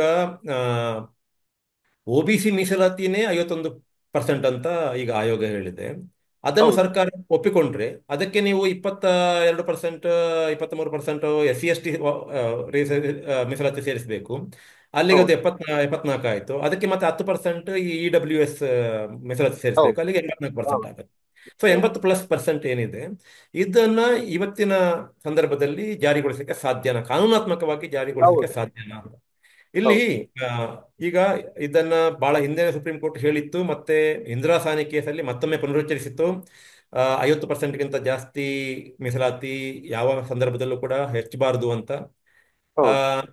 ಆಕ್ಚುಲಿ 1994ರಲ್ಲಿ ಮೊಯ್ಲಿ ಅವರು ಮುಖ್ಯಮಂತ್ರಿಗಳಾಗಿದ್ದಾಗ ಇದನ್ನ ಆ, ಮೊತ್ತ ಮೊದಲಿಗೆ 73ಕ್ಕೆ ಕರ್ನಾಟಕದಲ್ಲಿ ಮೀಸಲಾತಿಯನ್ನು ಏರಿಸಲಾಯಿತು. ಆಗ ಇದೇ ಸುಪ್ರೀಂ ಕೋರ್ಟ್ ಮಧ್ಯೆ ಬಂದುಬಿಟ್ಟು ಇಲ್ಲ, ಇದನ್ನು ಮಾಗುವಾಗಿಲ್ಲ, ಇದನ್ನು 50ಕ್ಕೆ ಸೀಮಿತಗೊಳಿಸಬೇಕು ಅನ್ನುವಂಥ ತೀರ್ಪು ಕೊಡ್ತು, ಮಧ್ಯಂತರ ಆದೇಶ ಕೊಟ್ಟಿತ್ತು. ಆ ಆದೇಶದ ಪ್ರಕಾರನೇ ಇವತ್ತಿನ ಮೀಸಲಾತಿ ನೀತಿ ಕರ್ನಾಟಕದಲ್ಲಿ ಇರುವಂತದ್ದು. ಆದರೆ ಹೌದು. ಏನಾಗಿದೆ ಅಂದ್ರೆ, ಆ ನಂತರ ಈಗ ಇಂದಿರಾ ಸಾವನೆ ಜಡ್ಜ್ಮೆಂಟ್ ಬಂದಿರುವಂತದ್ದು 1992 1992ರಲ್ಲಿ. ಆ ನಂತರದ 33 ವರ್ಷಗಳಲ್ಲಿ ಬಹಳಷ್ಟು ಬದಲಾವಣೆಗಳಾಗಿದ್ದಾವೆ. ಕಾನೂನಾತ್ಮಕವಾದಂಥ ಬದಲಾವಣೆಗಳಾಗಿದ್ದಾವೆ, ರಾಜಕೀಯವಾದಂಥ ಬದಲಾವಣೆಗಳು ಕೂಡ ಆಗಿದ್ದಾವೆ. ಸುಪ್ರೀಂ ಕೋರ್ಟೇ ತನ್ನ ನಿಲುವನ್ನು ಬದಲಿಸಿದೆ. ಯಾಕಂತಂದ್ರೆ ಸುಪ್ರೀಂ ಕೋರ್ಟ್ ಯಾವತ್ತು ಈ 10% EWS ಅಂದ್ರೆ ಇದನ್ನು ಎಕನಾಮಿಕಲಿ ವೀಕರ್ ಸೆಕ್ಷನ್ಸ್ಗೆ ಕೊಡಬೇಕಂತದಂತಹ 10% ಮೀಸಲಾತಿಯನ್ನು ಒಪ್ಕೊಂಡಿತು, ಆಗಲೇ 50 ಇದ್ದದ್ದು 60 ಆಯಿತು. ಹೌದು ಓಕೆ. ಹೌದು ಸೊ ಹೌದು ಈಗ ಹೌದು. ಮತ್ತೆ ಎರಡನೇದಾಗಿ ಇದು ಈ 50%ಗೆ ಸೀಮಿತಗೊಳಿಸಬೇಕು ಅನ್ನುವಂಥದ್ದು ಇದೆಯಲ್ಲ, ಅದೇನು ಇಟ್ ಇಸ್ ನಾಟ್ ಸ್ಯಾಕ್ರೋಸ್ಯಾಂಕ್ಟ್.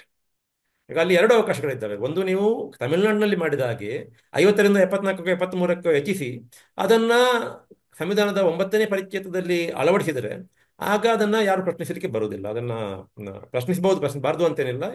ಆ, ಈಗ ಪ್ರಶ್ನಿಸಲಿಕ್ಕೆ ಸಾಧ್ಯ ಆಗುತ್ತೆ, ಆದರೆ ಅವಕಾಶ ತಕ್ಷಣದಲ್ಲಿ ಹೌದು. ಅದಕ್ಕೆ ತಡೆಯಲು ಸಿಗುವುದಿಲ್ಲ. ಈಗ ತಮಿಳುನಾಡಿನಲ್ಲಿ 68% ಏನೋ ಇದೆ, 68, ಹೌದು. ಹಾ, ಅದು ಜಾರಿಯಲ್ಲಿದೆ. ಅದೇ ರೀತಿಯಲ್ಲಿ ಇಲ್ಲಿ ಕೂಡ 9ನೇ ಪರಿಚ್ಛೇದಕ್ಕೆ ಸೇರಿಸಿ ಅದನ್ನು ಮುಂದುವರಿಸಬಹುದು. ಅದು ಒಂದು ಆಪ್ಷನ್. ಎರಡನೇದಾಗಿ ಓಕೆ. ಸುಪ್ರೀಂ ಕೋರ್ಟಿಗೆ ಹೋಗಿ ಕನ್ವಿನ್ಸ್ ಮಾಡಬಹುದು.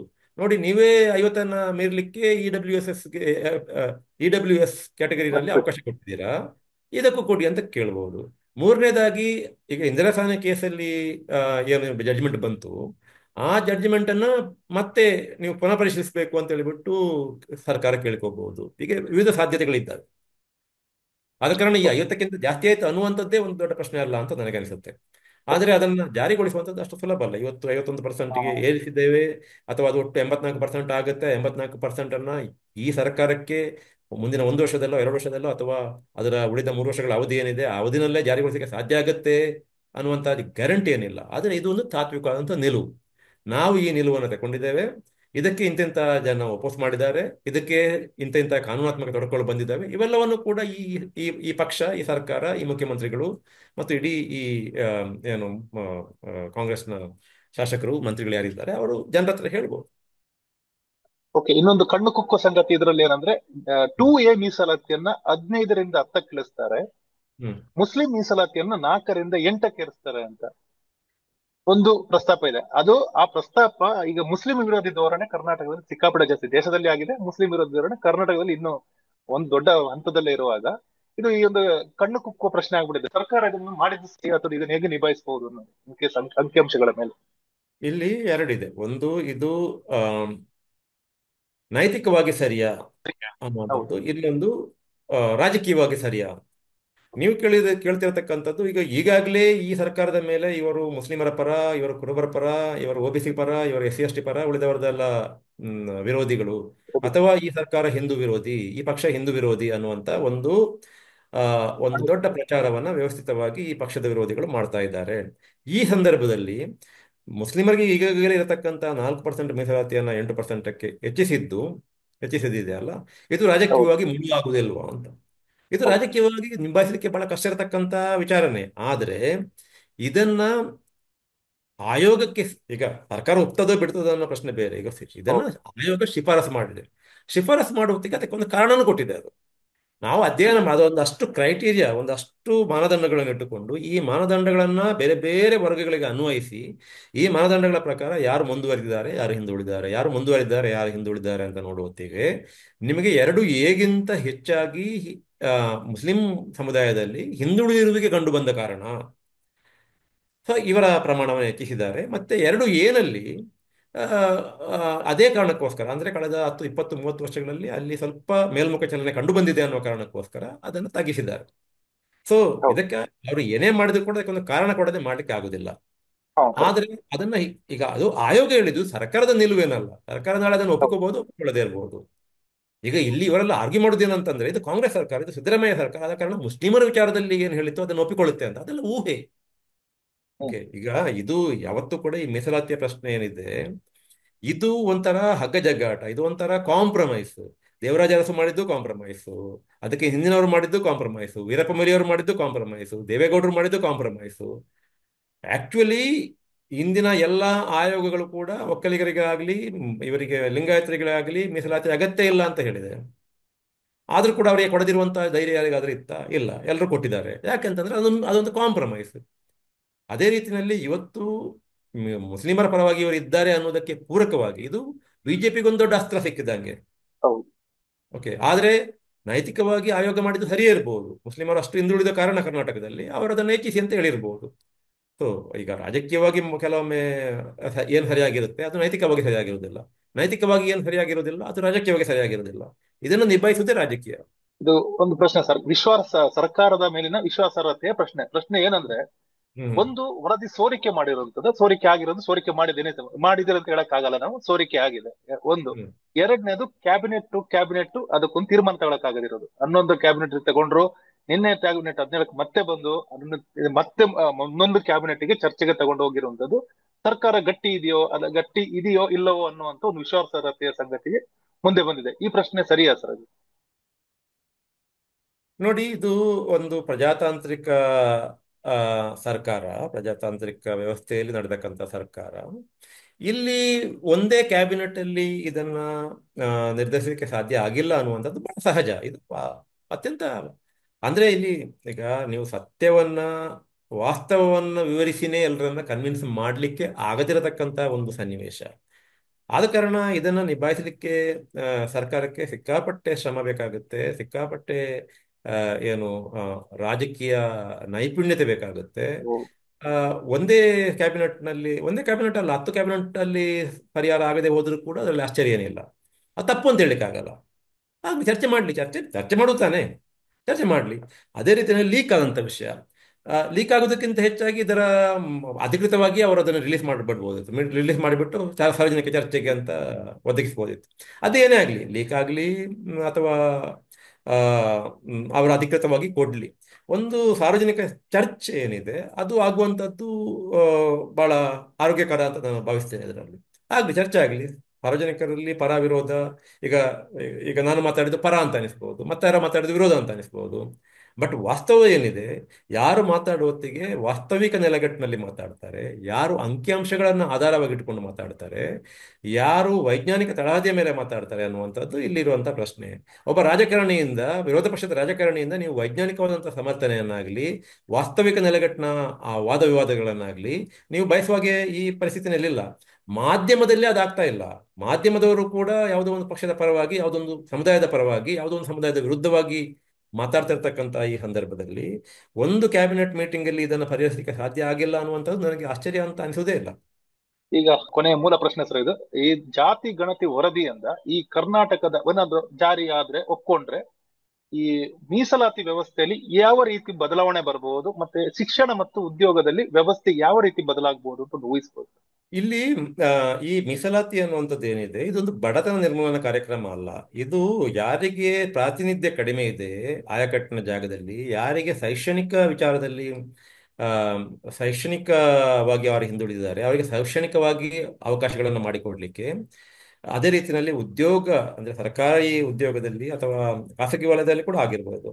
ಆ, ಅಂದ್ರೆ ನಮ್ಮ ಒಟ್ಟು ವ್ಯವಸ್ಥೆ ಏನಿದೆ ಎಲ್ಲರೂ ಕೂಡ ಅದರ ಭಾಗವಾಗಿರ್ಬೇಕು. ಅದು ಆರ್ಥಿಕ ವ್ಯವಸ್ಥೆ ಇರ್ಬೋದು ಅಥವಾ ಅದು ರಾಜಕೀಯ ವ್ಯವಸ್ಥೆ ಆಗಿರ್ಬೇಕು, ರಾಜಕೀಯ ಅಧಿಕಾರ ಇರ್ಬೋದು ಅಥವಾ ಆರ್ಥಿಕ ಅಧಿಕಾರ ಇರ್ಬೋದು. ಇದರಲ್ಲಿ ಎಲ್ಲರೂ ಕೂಡ ಪಾಲುದಾರರಾದಾಗ ಮಾತ್ರ ಈ ದೇಶವನ್ನು ಸಮರ್ಥವಾಗಿ ಮುನ್ನಡೆಸಲಿಕ್ಕೆ ಸಾಧ್ಯ. ಅದೇ ರೀತಿಯಲ್ಲಿ ಈ ದೇಶದಲ್ಲಿ ನಾವೆಲ್ಲರೂ ಕೂಡ ಈ ದೇಶಕ್ಕೆ ಸೇರಿದವರು ಅಂತ ಒಂದು ಭಾವನೆ ಜನರಿಗೆ ಬರುವುದು ಯಾವಾಗ ಅಂತಂದ್ರೆ, ಆರ್ಥಿಕ ಅವಕಾಶಗಳು ಸಮಾನವಾಗಿ ಎಲ್ಲರಿಗೂ ದೊರೆತಾಗ ಮತ್ತು ರಾಜಕೀಯ ಅವಕಾಶಗಳು ಎಲ್ಲರಿಗೂ ಸಮಾನವಾಗಿ ದೊರೆತಾಗ. ಇದಕ್ಕೆ ಅನುವು ಮಾಡಿಕೊಡ್ಲಿಕ್ಕೆ ಇರುವಂತದ್ದು ಮೀಸಲಾತಿ. ಆದ ಕಾರಣ ಇಲ್ಲಿ ಮೀಸಲಾತಿಯನ್ನು ಯಾರಿಗಾದರೂ ಹೆಚ್ಚಿಸುವಾಗ ಅಥವಾ ತಗ್ಗಿಸುವಾಗ ಅಥವಾ ಯಾರಿಗೆ ಕೊಡದೇ ಇರುವ ಹೊತ್ತಿಗೆ ಇರತಕ್ಕಂಥ ಏಕೈಕ ಮಾನದಂಡ ಅಂತಂದ್ರೆ, ಆ ಸಮುದಾಯಕ್ಕೆ ಈಗಾಗಲೇ ಪ್ರಾತಿನಿಧ್ಯ ಸಿಕ್ಕಿದ ಇಲ್ವಾ ಅನ್ನುವಂಥದ್ದು.